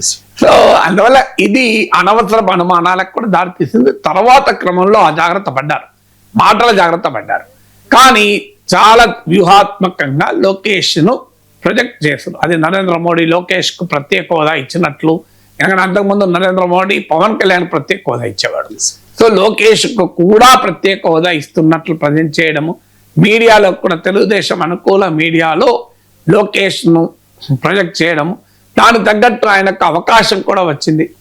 ముఖ్యంగా గూగుల్ ఏ హబ్ ఆయన మినిస్ట్రీ గనక, తర్వాత ఇప్పుడు పార్ట్నర్షిప్ సమ్మిట్ అయినది గనక ఆ అడ్వాంటేజ్ వచ్చింది. కాస్త పర్సెప్షన్ బ్యాటిల్ అంటే తెలుగుదేశం వర్గాలు అనవసరంగా సృష్టించుకున్న పర్సెప్షన్ బ్యాటిల్లో పవన్ కళ్యాణ్ కన్నా లోకేష్ డామినేట్ చేస్తున్నట్టుగా కనబడుతున్నారు. రియాలిటీలో ఇద్దరికి పోటీయే లేదు. ఎందుకు లేదంటే పవన్ కళ్యాణ్ 21 మంది ఎమ్మెల్యేల నాయకుడు, లోకేష్ 135 మంది ఎమ్మెల్యేలకు నాయకుడు, చంద్రబాబు నాయుడు తర్వాత ఆయనే కదా నాయకుడు. సో అందువల్ల ఆ కాంపిటీషనే లేదు, ఆ పోటీయే లేదు. వీళ్ళు ఊహించుకొని క్రియేట్ చేసుకున్నారు. సో దానివల్ల ఈ సమస్యలన్నీ వచ్చాయి. అయితే అందువల్ల మీకు భాగస్వామ్య సదస్సులో పవన్ కళ్యాణ్ కనిపించలేదు అనే ప్రశ్న ముందుకు వచ్చింది. టెక్నికల్గా పవన్ కళ్యాణ్ ఉండాల్సిన అవసరం లేకపోయినా పొలిటికల్గా చూసినప్పుడు ఉండాల్సి కదా. మీకు పొలిటికల్గా చూసినప్పుడు Pawan Kalyan deserves to be there in partnership summit. So మా కేంద్ర మంత్రులు ఉన్నారు కదా, మరి వాళ్ళకి ఏం సంబంధం అనగలమా? సో మీకు సంబంధిత కేంద్ర మంత్రులు కూడా రామ్మోహన్ నాయుడు కూడా ఉన్నాడు. మరి సో లోకేష్ ఎందుకు లేడనే ప్రశ్న, పవన్ కళ్యాణ్ ఎందుకు లేదనే ప్రశ్న ముందుకు వస్తుంది. ఉప ముఖ్యమంత్రి పొలిటికల్ రోల్, టెక్నికల్ గా కాన్స్టిట్యూషనల్ రోల్ కాదు. పొలిటికల్ ప్రభుత్వము అనేది ఒక పొలిటికల్ ఎంటిటీ. ప్రభుత్వం అనేది బ్యూరోక్రటిక్ ఎంటిటీ కాదు. ప్రభుత్వము భాగస్వామ్య సిఐతో కలిపి నిర్వహిస్తోంది. సో అది ప్రభుత్వం జరిపే కార్యక్రమం కనుక అనివార్యంగా ఇది పొలిటికల్ ఎంటిటీ. ప్రభుత్వం పొలిటికల్ ఎంటిటీ అన్నప్పుడు deputy chief minister political position. ఆయన ఎక్కడో చోట పవన్ కళ్యాణ్ ఏదో రూపంలో అక్కడ ఆయన వాయిస్ ఉండాల్సిందే. ఎందుకంటే కూటమి అధికారంలోకి రావడంలో కీలక పాత్ర పోషించాడు కనుక. So but for some reason మరి పవన్ కళ్యాణ్ ఇంట్రెస్ట్ చూపలేదా, టీడీపీ వాళ్ళు పిలవలేదా తెలియదు కానీ, but that is a question, big question mark. Pawan Kalyan should have been there. ఎందుకంటే ప్రభుత్వానికి సెకండ్ ఆయనే కదా. ఫస్ట్ చీఫ్ మినిస్టర్ అయితే పొలిటికల్గా డిప్యూటీ చీఫ్ మినిస్టర్ నెక్స్ట్ కదా. ఏదో రూపంలో వాలిడిక్టరీలో లేకుంటే ఇనాగ్రేషన్లోనో ఎక్కడో చోట ఆయన షుడ్ హావ్ బీన్ దేర్ కదా. జూబ్లీహిల్స్ ఎన్నికల తర్వాత హిందువుల్లో కసి పెరిగింది అంటూ ఉన్నారు సార్ బండి సంజయ్. కుకట్పల్లిలో జరిగిన కాపు వనభోజన మహోత్సవంలో ఆయన పాల్గొన్నారు. భారత్లో పుట్టడం గర్వకారణం, హిందువుగా పుట్టడం పూర్వజన్మ సుకృతం, కాపులంతా హిందూ ధర్మం కోసం పని చేయాలి ఐక్యతగా అని కూడా ఆయన పిలుపునిచ్చారు సార్. ఒకసారి బయట నా లక్ష్యం వల్ల ఒకటే, నాకు మంత్రి పదవులు ముఖ్యం కాదు, ఎంపీలు ముఖ్యం కాదు, రాజకీయాలు ముఖ్యం కాదు. నేను హిందువు ఉండబట్టి హిందూ ధర్మం కోసం మాత్రమే పనిచేస్తాను. తెలంగాణ రాష్ట్రంలో 80% హిందువులను అనుకోవచ్చు చాలా మంది. అదే మన జూబ్లీస్లో బండి సంజయ్ మాట్లాడిన ఓట్లు తిరిగి 2 రోజులు, నేను తిరిగి 3 మీటింగ్, పర్మిషన్ ఇవ్వలే, అది కూడా ప్రయత్నం చేశారు. నేను తిరిగి 2 మీటింగ్. ఒక జూబ్లీహిల్స్ ఫలితాలే హిందూ ధర్మాన్ని హేళన స్థాయికి రావద్దు. జూబ్లీహిల్స్ హిందూ సమాజం ఆలోచించాలి. దాన్ని ఒక సమాధానంగా భావించి ఈ తెలంగాణ రాష్ట్రం ఆంధ్ర రాష్ట్రం హిందూ సమాజం ఆలోచించాలి. నేను ఇంకా కోరాను, నేను జూబ్లీహిల్స్ లో ఓడిపోయింది అని చెప్పి ఇంకా ఓడినాను. నేను ఇంకా కసితో పనిచేస్తాను. హిందువులంతా ఓటేయలేదు కాబట్టి భారతీయ జనతా పార్టీ ఓడిపోయింది అనేది బండి సంజయ్ చెప్తున్నమాట సార్. జూబ్లీహిల్స్ ఎన్నికల తర్వాత కసి పెరిగింది సార్. ఎన్నికల్లో పోటీ అందరూ హిందువులే కదా. బాగంటే సునీత హిందువే, నవీన్ గెలిచిన నవీన్ యాదవ్ హిందువే, ఓడిపోయిన దీపక్ రెడ్డి హిందువే. హిందూ ఎత్తర్లు ఎవరున్నారు చెప్పండి. అది హిందూ ముస్లిం కంటెస్టే కాదు, అభ్యర్థులంతా హిందువులే. వాళ్ళ నాయకుడు రేవంత్ రెడ్డి హిందువే, కేసీఆర్ హిందువే, బండి సంజయ్ హిందువే. ఇక్కడ హిందూ ముస్లిం విషయం ఎక్కడ ఉంది జూబ్లీహిల్స్ లో? సో అంటే హిందువులు అందరూ బీజేపీకి ఓటేస్తే 17,000 ఓట్లు ఎందుకు వస్తాయి? కానీ బీజేపీకి అర్థమైంది ఏంటంటే ఇక మళ్ళీ మనం హిందూ ముస్లిం అడకపోతే ఓట్లు రావు. ఇక్కడ తెలంగాణలో బీజేపీ ఎలా పెరుగుతుంది అనే దాంట్లో రకరకాల చర్చలు పార్టీలో అంతర్గతంగా జరుగుతున్నాయి. ఈటల లాంటి వాళ్ళు మీకు హిందూ అనే యాంగిల్, హిందుత్వ యాంగిల్లోనే పోతే మనకు అధికారం రాదు, కేసీఆర్ వ్యతిరేక పోరాటంలో అందరినీ కలుపుకొని పోవాలి అనేది ఆయన వాదన ఉండే. కానీ కేసీఆర్ అయిపోయింది, ఇప్పుడు కాంగ్రెస్ వచ్చింది, డెవలప్మెంట్ అంశము ఆధారంగా పోవాలి. ఇలా రకరకాల యాంగిల్స్ ఉన్నాయి.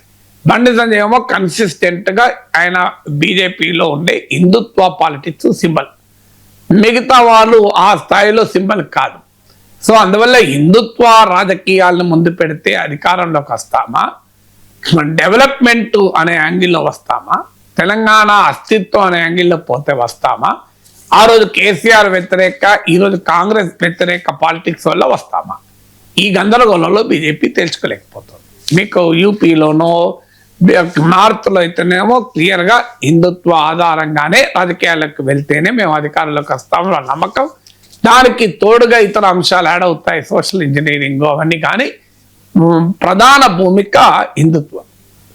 తెలంగాణకు వచ్చే వరకు సోషల్ ఇంజనీరింగ్, ఇక్కడ కూడా మాదిగల ఓట్ల కొరకు ప్రయత్నము, బీసీని ముఖ్యమంత్రి చేస్తా అనడము, ఇవన్నీ ఒక ప్రాసెస్ చేశారు. దానికి తోడు ఇప్పుడు యాంకరింగ్ అంటే డామినెంట్ నరేటివ్ ఏముండాలి? డామినెంట్ నరేటివ్ హిందుత్వ పాలిటిక్స్ ఉండాలా? తెలంగాణను మేమే అభివృద్ధి చేస్తామనే డైమెన్షన్ ఉండాలా? ఆ రోజు కేసీఆర్ వ్యతిరేక పాలిటిక్స్, ఇప్పుడు కాంగ్రెస్ రేవంత్ వ్యతిరేక పాలిటిక్స్ డామినెంట్ థీమ్గా ఉండాలా అనే దాంట్లో బీజేపీ తేల్చుకోలేకపోతుంది.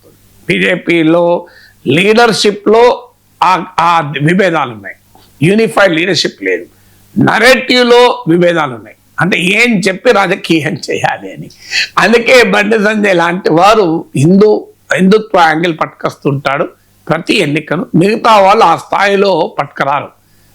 రకరకాల రూపాయలు హైడ్రా పైన పోరాడితే అధికారం వస్తుందా, ఇట్లా కన్ఫ్యూజన్ అనేది బీజేపీలో స్పష్టంగా కనబడుతోంది. ఆ కన్ఫ్యూజన్నే ఇప్పుడు బండి సంజయ్ మాటల్లో మనకు వ్యక్తమైంది. ఇక రెండవ ఫ్యాక్టర్ జిహెచ్ఎంసీ ఎన్నికలు.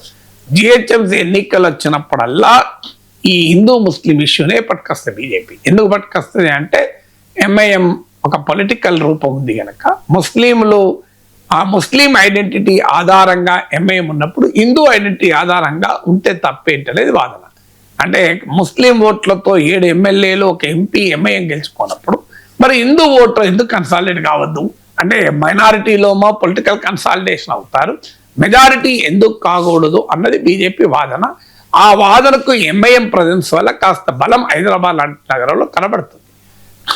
అందుకే ఇప్పుడు జిహెచ్ఎంసీ ఎన్నికల లాస్ట్ ఎలక్షన్లో మీరు గమనించండి, భాగ్యలక్ష్మి టెంపుల్ దగ్గర పూజలతో అమిత్ షా ప్రచారం మొదలు పెట్టడము, కారు స్టీరింగ్ ఓవైసీ దగ్గర ఉందని, రజాకర్లని, రోహింగ్యాలని, హైదరాబాద్ పేరు మార్చడము, ఇవన్నీ కూడా మీకు జిహెచ్ఎంసీ ఎన్నికల్లో పొలిటికల్ ఇష్యూస్గా బీజేపీ ముందుకు వచ్చింది. జిహెచ్ఎంసీ ఎన్నికలు అయిపోయినాయి, మళ్ళీ రోహింగ్యాలు అసలు రాను కూడా రాలే.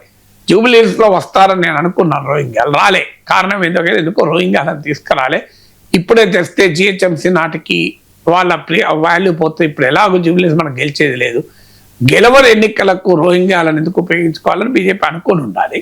సో దాన్ని జిహెచ్ఎంసీ ఎన్నికల టైంకి తీస్తారు, మళ్ళీ రోహింగ్యాలు తీస్తారు, హైదరాబాద్ పేరు మార్చడం వస్తుంది, భాగ్యలక్ష్మి టెంపుల్ వస్తుంది, అన్నీ వస్తాయి.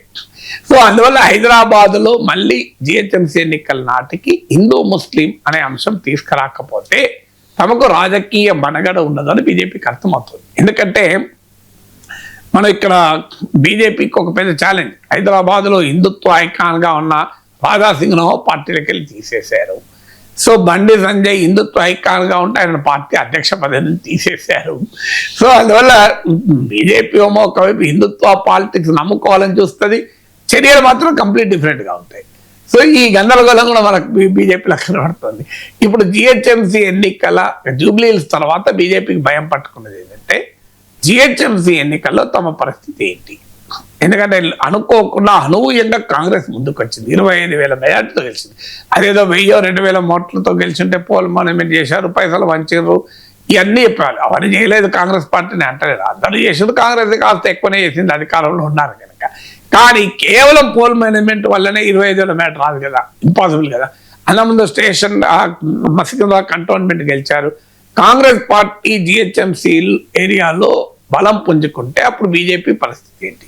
ఇప్పటిదాకా తామే తెలంగాణలో ప్రతిపక్షం, తామే అధికారంలోకి వస్తామని కేసీఆర్ ప్రభుత్వం ఉండగా బీజేపీ ఒక పాపులర్ నరేటివ్ ముందు పెట్టింది. దుబ్బాక, హుజరాబాద్ ఉప ఎన్నికల్లో గెలవడము, కాంగ్రెస్ ఘోరంగా దెబ్బతినడము, జిహెచ్ఎంసీ ఎన్నికల్లో కాంగ్రెస్ దెబ్బతినడము, బీజేపీ మంచి విజయాలు సాధించడంతో కేసీఆర్ ప్రభుత్వంలో కూడా మేమే ప్రధాన ప్రతిపక్షం, మేమే అసలు కేసీఆర్ను ఓడించేది అని ఒక ఎత్తుగడేశారు. అందులో భాగంగానే మునుగోడులో రాజగోపాల్ రెడ్డి రాజీనామా చేసి ఉప ఎన్నికకి వెళ్ళారు. బీజేపీకి ఒక పెద్ద బెట్టది, మునుగోడులో గెలిచి అసలు కాంగ్రెస్ లేదు, మేమే ప్రత్యామ్నాయం అని చూపెట్టదలుచుకున్నారు. అక్కడ డామిట్ కథ అడ్డం తిరిగి మునుగోడులో కాంగ్రెస్ తరఫున గెలిచినప్పుడు రాజగోపాల్ రెడ్డి పోటీ చేసినప్పుడు గెలిచాడు, బీజేపీ తరఫున పోటీ చేస్తే రాజగోపాల్ రెడ్డి ఓడిపోయాడు. ఆ తర్వాత బండి సంజయ్ని మార్చడము, కవిత అరెస్ట్, ఈ వ్యవహారం వల్ల బీజేపీ ఫీల్లో లేకుండా పోయింది. రాజగోపాల్ రెడ్డి, వివేక్ వెంకటస్వామి వీళ్ళందరూ వచ్చి కాంగ్రెస్లో చేరారు. మొత్తం రాజకీయాలే మారిపోయాయి టోటల్గా. ఇప్పుడు మళ్ళీ ఒక రెండోసారి కూడా బీజేపీ మళ్ళీ మేమే ప్రత్యామ్నాయం, బీఆర్ఎస్ కాదు అని చెప్పిపోయింది. జూబ్లీహిల్స్ ఎన్నికల్లో ఇది కంప్లీట్గా పక్షం అయిపోయింది. జూబ్లీహిల్స్ ఎన్నికతో బీఆర్ఎస్ తానే ప్రధాన ప్రతిపక్షం అని రుజువు చేసింది. అసెంబ్లీ ఎన్నికల తర్వాత లోక్సభ ఎన్నికల్లో దెబ్బతిన్నాక బీజేపీకి 35% ఓటింగ్ లోక్సభ ఎన్నికలు వచ్చాక బీజేపీ అడావుడి అవకాశం ఉండే, కానీ అది కోల్పోయింది ఈ జూబ్లీహిల్స్ ఎన్నికతో. అందువల్ల జూబ్లీహిల్స్ ఉప ఎన్నికతో బీజేపీకి ఒక పొలిటికల్ నరేటివ్ లేదు. ఏం చెప్పాలి, కాంగ్రెస్కి మేమే ప్రత్యామ్నాయం అంటే ఎవరు అంగీకరించరు. తెలంగాణ మా వల్లే డెవలప్ అవుతుందంటే అంగీకరించరు. ఇప్పుడు ఏం చెప్పాలి, అందువల్ల they gone back to their own slogan. మళ్ళీ మనం హిందూ ముస్లిం అంటేనే లాభం ఉంటుంది అన్నారు. దానికి ఇంకెవరు అనగలరు? తెలంగాణలో ఇంకెవరితో అనిపించినా అంత వాల్యూ ఉండదు కనుక బండి సంజయ్ అంటున్నారు. ఎందుకంటే Bandi Sanjay is a loyal true Hindutva soldier. అవునా, అది వాస్తవం. ఆయన కమిట్మెంట్ మనమే క్వశ్చన్ చేయలేము. సో అందువల్ల ఆయన ద్వారా అనిపించడం అనేది అవసరం. బహుశా నెక్స్ట్ అసెంబ్లీ ఎలక్షన్ల సమయానికి హిందుత్వ పాలిటిక్స్ తోనే రాష్ట్రంలో రాజకీయం చేయాలనుకున్నప్పుడు బండి సంజయ్ పార్టీ రాష్ట్ర అధ్యక్షుడైనా ఆశ్చర్యపడాల్సింది ఏం లేదు. అందుకే మధ్యలో స్టాప్ గ్యాప్ గా రామచంద్రరావు పెట్టారు, ఈటల రాజేందర్ పెట్టలే. సో అందువల్ల ఇవన్నీ జరుగుతున్న పరిణామాలు కదా. బీహార్ ఎన్నికల ఫలితాల తర్వాత ఆర్జేడీకి మరో షాకింగ్ వార్త. అదే ఆర్జేడీ చీఫ్ లాలూ కుమార్తె రోహిణి ఆచార్య చేసిన కొన్ని ఆరోపణలు. తేజస్వి యాదవ్ మీద కూడా చాలా ఆరోపణలు చేశారు. దాంతో పాటు అంటే గతంలో కిడ్నీ దానం చేశారు లాలూ ప్రసాద్ యాదవ్ కి రోహిణి ఆచార్య. ఆ విషయంలో కూడా కుటుంబం తనని అవమానించింది అన్నట్టుగా కమెంట్ చేశారు. తేజస్వి యాదవ్ ఆయన సన్నిహితులు నన్ను తీవ్రంగా అవమానించారు. మురికి దానినని డబ్బులు పదవి కోసమే నాన్న లాలూకు కిడ్నీ దానం చేశావంటూ తిట్టారు అనేది రోహిణి ఆచార్య చేస్తోన్న ఆరోపణ. మనం ఆంధ్రప్రదేశ్ లో చూసాం కదా సార్ షర్మిల, తెలంగాణలో చూస్తూ ఉన్నాం కదా సార్ కవిత, ఇప్పుడేమో బీహార్ లో లాలూ కుమార్తె రోహిణి ఆచార్య. సో రాజకీయ కుటుంబాల్లో కుటుంబ రాజకీయాల చిచ్చు మీద మీ కామెంట్స్. అంటే ఈ ముగ్గురే చెప్తున్నాం. మరి తమిళనాడులో స్టాలిన్ కనిమతి బాగానే ఉన్నారు కదా, మీకు మహారాష్ట్రలో సుప్రియా సోలే, అజిత్ పవార్లు బాగానే ఉన్నారు కదా. అజిత్ పవారే నాయకుడుగా ఉండే ఎన్సీపీకి. సొంత కొడుకు కాకపోయినా సొంత కూతురు కన్నా అజిత్ పవార్ నాయకుడుగా ఉండే. తర్వాత అజిత్ పవార్ తన రాజకీయ అవసరాల కొరకు మారిపోయాడు కనుక. అందువల్ల మీకు కాశ్మీర్ లో ముఫ్తీ మహమ్మద్ సయీద్ కూతురు కూడా రాజకీయంగా నిలదొక్కుకోగలిగారు కదా. కోర్స్ అక్కడ ఒకే పోటీ లేదు సిబ్లింగ్స్ తో, కానీ చెప్తున్నా. అందువల్ల రాజకీయాల్లో అంతటా ఒకే రకంగా ఉండదు. ఈ 3 ఎగ్జాంపుల్స్ 3 రకాల డిఫరెంట్ డైమెన్షన్స్. ఇలాంటివి ఏమవుతాయంటే, ఒకటి పెద్ద పెద్ద ఫ్యామిలీస్ లో ఆస్తుల పంచాయతీలు ఉంటాయి మొదటిది. రెండవది రాజకీయ ఆకాంక్షల పంచాయతీ ఉంటుంది. ఎందుకంటే వారసత్వం అనేది ఇష్యూ వస్తుంది మీకు. అలాంటి గత రాహుల్ ప్రియాంకల మధ్య కూడా లేదు, మళ్ళీ అది కూడా మనం మర్చిపోకూడదు. రాహుల్ ప్రియాంకల మధ్య పోటీ లేదు. ప్రియాంక గాంధీ రాహుల్ గాంధీ కొరకు పూర్తి సర్వశక్తులు ఒడుతోంది. అందువల్ల అంతటా మీకు కూతుర్ల చిచ్చులు ఉన్నాయని చెప్పలేదు. కుటుంబాలు ఐక్యంగా ఉన్న సందర్భాలు కూడా ఉన్నాయి. సో పర్సనల్ ఆస్పిరేషన్స్ ఉన్న చోట ఏమవుతాయంటే, ముఖ్యంగా పర్సనల్ పొలిటికల్ ఆస్పిరేషన్స్ ఉన్న చోట ఈ ప్రాపర్టీ డిస్ప్యూట్స్ కూడా కలిసి వచ్చి ఇలాంటి వివాదాలు వస్తూనే ఉంటాయి. ఆమె కూడా రోహిణి ఆచార్య కూడా ఇది పొలిటికల్లీ సావీ పర్సన్. పార్లమెంట్ కూడా పోటీ చేశారు లాస్ట్ ఎలక్షన్స్ లో. 2024లో కూడా పోటీ చేశారు ఆర్జేడీ తరఫునే, గెలవలేదు. కవిత కూడా పొలిటికల్ ఆస్పిరేషన్. వేరేది ఏముంటుంది ఇప్పుడు కవితకు? కేసీఆర్ తో కుటుంబంలో పంచాయతీ ఏంటి? తాను ముందు రాజకీయంగా కేసీఆర్ వారసత్వాన్ని తానెందుకు అర్హురాలు కాదు అనేది ఆ వాదన. సో మీకు షర్మిల వాదన కూడా అదే, ప్రాపర్టీ డిస్ప్యూట్స్. అది తర్వాత political aspirations.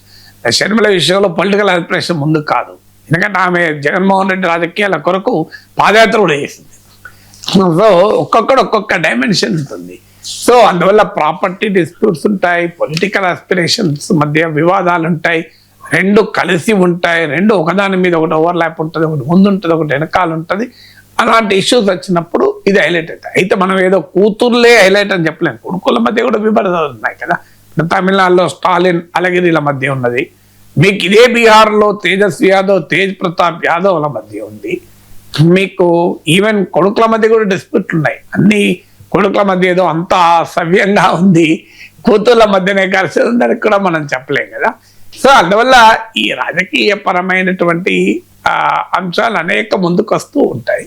That part of the family. అందులో మన దేశంలో ప్యాట్రియార్కీ మనకు తెలిసిన వాస్తవం కదా. పితృస్వామిక రాజకీయ విలువలు పితృస్వామిక సామాజిక విలువల ప్రభావం ఉంటుంది. ఇప్పుడు మీకు ఉమెన్ ఫ్యాక్టర్ వచ్చింది. బీహార్లో ఉమెన్ ఓటు 8% ఎక్కువ మెన్లో ఓటింగ్ కన్నా. మీకు ఎన్డీఏ విజయంలో ఉమెన్ కీలక పాత్ర పోషించారు. కానీ మహిళలు మళ్ళీ రాజకీయంగా ఉన్నారంటే 10% కూడా లేదు. చూడండి, అంటే ఫెమినిస్ట్ డెమోక్రసీ కాదు ఇది. ఉమెన్ అంత కీలక పాత్ర పోషించిన ఓటర్లుగానే మిగిలారు తప్ప నాయకులుగా రాలేదు. అందువల్ల మన దేశంలో ఉన్నటువంటి స్వభావం అది. మీరు ఆ సమాజంలో మనకు నచ్చిన వాస్తవం మనది ప్యాట్రిలీనియల్ సొసైటీ అంటారు. అంటే మా పితృస్వామిక సంబంధాలు. కూతురు పెళ్ళయ్యాక అత్తగారింటికి పోతుంది తప్ప అల్లుడు అత్తగారింటికి రాడు కదా. సో అందువల్ల మన సోషల్ స్ట్రక్చర్ కూడా అలాంటిది. దానివల్ల కూడా నీకు కొడుకుల ఆధిపత్యం రైట్ రాంగ్ అనేది ఇష్యూ కాదు. ఎందుకు ఉంటుంది అంటే సోషాలజికల్గా Indian society is patrilineal society, patriarchal society. అంటే పితృస్వామిక సామాజిక సంబంధాలు, పితృస్వామిక మానవ సంబంధాలు, పితృస్వామిక విలువలు ఉండేటువంటిది. ఇప్పుడు మా సమాజంలో చూడండి, అమ్మాయి ఇంటి పేరు కూడా మారిపోతుంది. అప్పటిదాకా గర్వంగా ఇంటి పేరు పెట్టుకున్నది అత్తగారింటికి పోయాక ఇంటి పేరు కూడా మారుతుంది. ఈ మధ్య ఆ ట్రెండ్ కొద్దిగా చేంజ్ అవుతుంది. పెళ్ళైనాక కూడా తల్లిగారి ఇంటి పేరుతో కూడా ఉంటున్నారు. సో అందువల్ల ఈ మనకుండే సొసైటీ యొక్క క్యారెక్టరే పాలిటిక్స్ను ప్రభావితం చేస్తాయి. కానీ ఒకవైపు ఏమో సొసైటీలో ఉండే వాల్యూస్, సొసైటీలో ఉండే స్ట్రక్చర్స్ ఏమో యాంటీ ఉమెన్ ఉన్నాయి. మరోవైపు ఏమో ఉమెన్ చదువుకుంటున్నారు, కేపబుల్ అవుతున్నారు. ఇప్పుడు మీకు షర్మిల కానీ కవిత కానీ they are not incapable people కదా. ఈక్వల్లీ సుప్రియా సూలే కానీ క్యాపబుల్ లీడర్ వచ్చినప్పుడు మా వాటా ఏంటి, మేము ఎందుకు సెకండరీ పాత్ర పోషించాలి, మేమేం తక్కువ అనే భావన ముందుకు వస్తుంది. సో అందువల్ల ఒక్కొక్క ఫ్యామిలీ డిస్ప్యూట్ ఒక్కొక్క నేపథ్యం ఉంటుంది. అన్నీ ఒకే రకంగా మనం వర్గీకరించలేం కదా. కవిత మీద బీఆర్ఎస్ నాయకుల మాటల దాడి తీవ్రమవుతోంది సార్. నిన్న 3 ఎమ్మెల్యేలు, బీఆర్ఎస్ ఎమ్మెల్యేలు కవిత మీద మాట్లాడారు. కాస్త అగ్రెసివ్ గానే కామెంట్ చేశారు కవితను. కవిత ఒక రాక్షసి, కారణ జన్ముడి కడుపున పుట్టడం దురదృష్టకరం, వ్యాపారాల్ని కాపాడుకునేందుకే రేవంత్ తో కవిత కుమ్మక్కయ్యారు, హరీష్ రావుకు ఆమె క్షమాపణ చెప్పాలి అంటూ సంగారెడ్డి ఎమ్మెల్యే చింతా ప్రభాకర్ తీవ్ర వ్యాఖ్యలు చేశారు సార్. దాంతోపాటు నిజామాబాద్ లో చెల్లని రూపాయి కవిత ఇక్కడ చెల్లుతుందా అంటూ ఎమ్మెల్యే మాణిక్ రావు ఎద్దేవా చేశారు. ఆమె కాంగ్రెస్ ట్రాప్ లో పడ్డారు అంటూ party whip and MLA Vivekananda కూడా కామెంట్ చేసిన పరిస్థితి సార్. సో బీఆర్ఎస్ నాయకుల మాటల దాడి పెరుగుతోంది సార్ కవిత మీద. కవిత వర్సెస్ బీఆర్ఎస్ ఎందుకు సార్? అంటే మరి బీఆర్ఎస్ పైన కవిత దాడి చేసినప్పుడు బీఆర్ఎస్ ఎందుకు కోరుకుంటారు, చేతులు ముసుకొని కూర్చుంటారా? ఇప్పుడు కవిత రాజకీయం ఏంటి? కవిత రేవంత్ రెడ్డి ప్రభుత్వం, కాంగ్రెస్ ప్రభుత్వం పైన విమర్శలు చేస్తుంది, ఆ ప్రజా సమస్యలు లేవనెత్తుంది. కానీ ఆమె ప్రధాన పోరాటం బీఆర్ఎస్ పైనే కదా, అందులో హరీష్ రావు పైన. సో అందువల్ల కేసీఆర్ పొలిటికల్ డిసిషన్స్ ఆమె ప్రశ్నిస్తుంది, మీకు బీఆర్ఎస్ని ఆమె ప్రశ్నిస్తుంది. ప్రశ్నించినప్పుడు బీఆర్ఎస్ నుంచి రియాక్షన్ ఎందుకుంటుంది? ఇప్పుడు కేసీఆరే ఆమెను పార్టీని తీసేసిన తర్వాత ఇక ఎమ్మెల్యేలు కేసీఆర్ కూతురు కదా అని చెప్పి రెస్పెక్ట్ ఇచ్చుకుంటూ కూర్చోరు కదా. పాలిటిక్స్లో తమకు నష్టం వచ్చేంత వరకు గౌరవం, తమకు నష్టం వచ్చిన తర్వాత గౌరవమే ఉండదు. ఎన్టీ రామారావు కారణ జన్ముడు ఎన్టీ రామారావుకు దైవాంశ సంభూతులుగా చూసిన తెలుగు తమ్ముళ్ళు ఎన్టీ రామారావు వైస్రాయ్ హోటల్ దగ్గరికి అయితే ఏం చేశారు? మర్చిపోయి రామారావుని. సో ఇదే రామారావు పైన చెప్పులు ఇస్తున్నారని చెప్పి పెద్ద విమర్శలు కూడా రాలేదా?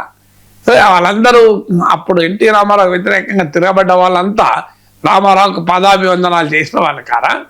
అంటే తమ రాజకీయ ఇంట్రెస్ట్లే వ్యక్తిగత సంబంధాలు నిర్ణయిస్తాయి తప్ప ఒక్కసారి రాజకీయపరమైన ఇంట్రెస్ట్లు ఘర్షణ లేనంత కాలం గౌరవం, రాజకీయ అవసరాలే నిర్ణయిస్తాయి. ఇప్పుడు కవిత కేసీఆర్ కూతురు కాదు, బీఆర్ఎస్కి వ్యతిరేకంగా రాజకీయాలు చేస్తున్న ఒక రాజకీయ నాయకురాలు. ఇక కేసీఆర్ కూతురు అనే క్వశ్చన్ ముందుకు రాదు కదా. తర్వాత కేసీఆర్ కూతురుగా ఆమె రాజకీయ ఐడెంటిటీని చూపెట్టుకోదలుచుకుంది. కేసీఆర్ ఫోటో పెట్టకపోయినా కేసీఆర్ కూతురు అనే ఐడెంటిటీ లేకపోతే హూ ఇస్ కవిత అనే క్వశ్చన్ వస్తాయి కదా. సో అందువల్ల కేసీఆర్ ఐడెంటిటీని, కేసీఆర్ లెగసీకి ఆమె క్లేమెంట్గా ఉన్నప్పుడు, ఆమె తాను వారసత్వంగా ప్రశ్నించినప్పుడు సహజంగానే బీఆర్ఎస్ అంగీకరించదు కదా. సో అందువల్ల ఇట్స్ ఎ పొలిటికల్ ఫైట్. ఒక్కసారి రోడ్డు మీదకి వచ్చాక ఇంకేముంటుంది, వ్యక్తిగతంగా గౌరవాలు అనేది పక్కకు పోతాయి. కేసీఆర్ కూతురున్న గౌరవం కూడా పక్కకు పోతుంది. అందుకే అప్పుడు బీఆర్ఎస్లో సస్పెండ్ కాకముందు ఒక జగదీష్ రెడ్డి మాట్లాడేవాడు. ఎందుకంటే జగదీష్ రెడ్డి కేసీఆర్ అత్యంత సన్నిహితుడు గనక, కేసీఆర్ మైండ్ పూర్తిగా తెలుసు గనక ఆయన ముందు మాట్లాడాడు. మిగతా వాళ్ళు ఎప్పుడైతే కవితను బయటికే పంపించారో మిగతా వాళ్ళు ఇంకెక్కువ గట్టిగా మాట్లాడ మొదలుపెట్టారు. అందుకే మనం మొదట్లో ఒక జగదీష్ రెడ్డి తప్ప ఎవరు మాట్లాడేవాళ్ళు కాదు. సో అందువల్ల రాజకీయంగా ఒక్కసారి విడిపోయాక ఆమె కూడా అటాక్ చేస్తుంది కాబట్టి జగదీష్ రెడ్డి లిలీపుట్ అని చెప్పి అటాక్ చేయలేదా. చాలా మంది బీఆర్ఎస్ నాయకుల్ని, స్థానికంగా నేతలపై కూడా దాడులు చేస్తున్నారు. దాడులు చేస్తున్నప్పుడు కవిత రాజకీయ ప్రస్థానం తమ నష్టం జరుగుతున్నప్పుడు why will BRS be silent? ఇప్పుడు మీకు జూబ్లీహిల్స్ ఉప ఎన్నిక తర్వాత కూడా కవిత కామెంట్ చేశారు కదా, కృష్ణార్జున్ అంటూ, కర్మ హిట్స్ బ్యాక్ అంటూ. ఆమెం ఊరుకోవడం, కవిత ఏమి ఊరుకునే స్వభావం ఉన్న వ్యక్తి కాదు. ఆమె ఒప్పుకోదా, కేసీఆర్ కూతురే కదా. కేసీఆర్ ఉన్నంత రాజకీయ పట్టుదల ఆమె కూడా ఉంటుంది. వ్యక్తిగతంగా కూడా she is the politically aspiring leader women. ఆయన ఒక క్యాపబిలిటీస్ కూడా బాగా మాట్లాడగలుగుతుంది. కేసీఆర్కు ఉన్న అడ్వాంటేజ్ అంటే ఆయనకున్న అరేటరీ స్కిల్స్, ఆయనకుండే కమ్యూనికేషన్ స్కిల్స్. మీకు కేటీఆర్కి వచ్చింది, కవితకు వచ్చింది. ఇంకా కేసీఆర్కు లేనంత బ్రహ్మాండమైన ఇంగ్లీష్లో, హిందీలో ఇద్దరు మాట్లాడగలుగుతారు. కేసీఆర్కి ఇంగ్లీష్ హిందీ మాట్లాడతారు కానీ ఆయనతో పోలీసు ఇంకా బెటర్గా మాట్లాడగలుగుతారు. సో వీళ్ళకి ఒక అడ్వాంటేజ్ ఉంది. తెలుగు, ఇంగ్లీష్, హిందీ 3 భాషల్లో అద్భుతంగా మాట్లాడగలుగుతారు. బాగా మాట్లాడగలిగే చాతుర్యం, మాటల చాతుర్యం ఉన్నటువంటి వాళ్ళు. సో ఆమె మాటల బాణాలు విసురుతుంటే బీఆర్ఎస్ వాళ్ళు కామ్గా ఉండలేరు కదా. అందులో వ్యూహాత్మకంగా కేసీఆర్ ఏమీ అనదలుచుకోలేదు అన్నాడు కూడా. భవిష్యత్తులో కూడా కేటీఆర్, హరీష్ రావు కూడా అనదలుచుకోలేదు. ఎందుకు అనదలుచుకోలేదంటే దానివల్ల కవితకు సింపతి పెరిగే అవకాశం ఉంటుంది. ఆడబిడ్డ పైన అటాక్ చేస్తున్నారు. అందుకే మీరు గమనించండి, ఇంతన్నా హరీష్ రావు ఎక్కడ రియాక్ట్ అవుతలేదు, ఎక్కడా కూడా. మరి కేసీఆర్, కేటీఆర్, హరీష్ రావు, సంతోష్ వీళ్ళు రియాక్ట్ కాదలుచుకున్నప్పుడు బీఆర్ఎస్ నుంచి ఏదో ఒక రియాక్షన్ రావాలి కనుక ఈ ఎమ్మెల్యేలు రియాక్ట్ అవుతున్నారు. ఎమ్మెల్యేలు రియాక్ట్ కావడం ఒక రకంగా వ్యూహాత్మకమే. కేసీఆర్ అనుమతి లేకుండా, కేటీఆర్ అనుమతి లేకుండా వాళ్ళు రియాక్ట్ అవుతారని అనుకోదు. వాళ్ళు చేయలేదు, చేయకూడదు కనుక వీళ్ళు చేస్తున్నారు. జూబ్లీహిల్స్ ఉప ఎన్నికలో ఘన విజయం తర్వాత అదే ఊపులో స్థానిక సంస్థల ఎన్నికలకు వెళ్లాలని కాంగ్రెస్ యోచిస్తోంది సార్. ఈ స్థానిక సంస్థల ఎన్నికల ఫలితంపై ఈ జూబ్లీహిల్స్ ఫలితం ఎఫెక్ట్ ఎంతవరకు ఉంటుంది? జూబ్లీహిల్స్ ఒకదానికి స్విచ్, ఇప్పుడు ఎలక్ట్రిక్ స్విచ్ లాగా స్విచ్ అయితే లైట్లు ఉండదు రాజకీయాల్లో. జూబ్లీహిల్స్ లో స్విచ్ చేస్తే స్థానిక ఎన్నికల లైట్లు కూడా అట్లుండదు. రాజకీయాలు అనేది డైనమిక్ గా ఉంటాయి. బట్ డెఫినెట్ గా జూబ్లీహిల్స్ వల్ల కాంగ్రెస్ పార్టీలో ఒక ఉత్సాహం పెరిగింది. ఉమంగ్ అంటారు చూడండి.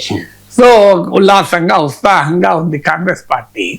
సో ఉమంగ్ మే హై కాంగ్రెస్ పార్టీ. అందువల్ల గెలవడమే కాదు, అది సిట్టింగ్ సీట్ గెలుచుకోవడము, అందులో 25,000 మెజార్టీతో గెలుచుకోవడం వల్ల ఈ బీఆర్ఎస్ నరేటివ్, ఇది బెదిరించి గెలుచుకున్నారు, ఓట్లు రిగ్గింగ్ చేసుకున్నారు, డబ్బులు పంచారు, ఈ వాదనకు అంత విలువ లేకుండా పోయింది. ఇవన్నీ జరగలేదని కూడా నేను అంటలేదు. ఇవన్నీ ప్రతి ఎన్నికల్లో జరిగేదే కదా. కానీ వీటి వల్లనే కాంగ్రెస్ గెలిచింది, ఇది ఎన్నికల్లో అక్రమాల వల్లనే కాంగ్రెస్ గెలిచింది అనే నరేటివ్ బీఆర్ఎస్ చెప్పదలుచుకుంది. కానీ ఈ మెజారిటీ వల్ల బీఆర్ఎస్ కి అవకాశం లేకుండా పోయింది. సామాన్య ఓటర్ కూడా ప్రజలు ఏమంటున్నారు, 25,000 మేరతో గెలవడం ఏంటి అంటే కాంగ్రెస్ పట్ల బీఆర్ఎస్ చెప్పినంత అసంతృప్తి లేదా, వ్యతిరేకత లేదా. ఇదంతా మేనేజబుల్ డిస్కంటెంట్, అన్మేనేజబుల్ డిస్కంటెంట్ ఉంటుంది రాజకీయాల్లో. అంటే కొన్ని నివారణ చర్యల వల్ల బయటపడగలిగిన సంతృప్తి. ఇప్పుడు మనకి ఏ డిజార్డర్ కూడా, హెల్త్ డిజార్డర్ కూడా చూడండి, రికవరీ అవకాశం ఉంటుంది, రికవర్ అవకాశం లేని కూడా ఉంటాయి. సో మీకు కొన్నోమో మనము చర్యలు తీసుకోవడం వల్ల వెనక్కి రావచ్చు, కొన్నోమో వెనక్కు కూడా రాలేము. సో ఇప్పుడు అసంతృప్తి అనే డిజార్డర్, పొలిటికల్ డిజార్డర్ కూడా రిట్రీవబుల్ నాన్ రిట్రీవబుల్, అంటే వెనక్కు రాగలమా రాలేకపోవా, ఓవర్కమ్ చేయగలమా చేయలేరా అనే క్వశ్చన్ వస్తుంది. ఎప్పుడైతే 25,000 మెజార్టీతో కాంగ్రెస్ గెలవగలిగిందో ఇట్స్ ఏ మేనేజబుల్ డిస్కంటెంట్. అసంతృప్తి ఉన్నమాట నిజం, కానీ ఈ అసంతృప్తిని వివిధ రకాల రాజకీయ పొలిటికల్ అండ్ ఎలక్టోరల్ చర్య ద్వారా ఓవర్కమ్ చేయవచ్చు అనేది జూబ్లీహిల్స్ ఫలితం ద్వారా కాంగ్రెస్ నిరూపించింది. ఇది సహజంగానే కాంగ్రెస్ కార్యకర్తల్లో నమ్మకాన్ని, విశ్వాసాన్ని పెంచింది. ప్రజల్లో కూడా కాంగ్రెస్ పట్ల పర్సెప్షన్లో ఒక క్లియర్ చేంజ్కి ఇది ఉపయోగపడింది. అందువల్ల కాంగ్రెస్ పార్టీ ఇదే ఊపులో స్థానిక ఎన్నికలకు పోతే లాభం ఉంటుందని భావిస్తుంది.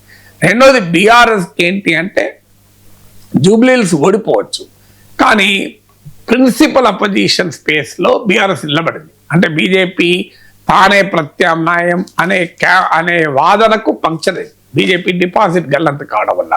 సో అందువల్ల బీఆర్ఎస్ నమ్మకం ఏంటి అంటే సో తాము జూబ్లీహిల్స్లో ఓడిపోవచ్చు, కానీ ప్రభుత్వం పట్ల అసంతృప్తి స్పష్టంగా వ్యక్తమైంది కనుక అఫ్కోర్స్ డిస్కంటెంట్ మేనేజ్ కావచ్చు, కానీ ఒక సింగిల్ ఎలక్షన్లో ఒక అసంతృప్తి మేనేజ్ చేయడం వేరు, రాష్ట్రమంతా ఎన్నికలు జరుగుతున్నప్పుడు అసంతృప్తి మేనేజ్ చేయడం వేరు. ఈ రెండింటి మధ్య తేడా ఉంటుంది. ఒక సింగిల్ ఎన్నికల్లో నువ్వు ఒక ఫోకస్డ్ అటాక్ ఉంటుంది కనుక భారీ ఎత్తున సర్వశక్తులు ఒడ్డి నిలబడతారు కనుక మీకు రిజల్ట్ ఇంకో రకంగా ఉంటుంది. ఇప్పుడు మునుగోడులో మీకు బీఆర్ఎస్ గెలవలేదా, కానీ తర్వాత మీకు బీఆర్ఎస్ నిలబడలేకపోయింది కదా, అది బీఆర్ఎస్ వాళ్ళ ఆశ. సో ఈ జూబ్లీహిల్స్ మనము ఇండికేటర్గా తీసుకోలేము.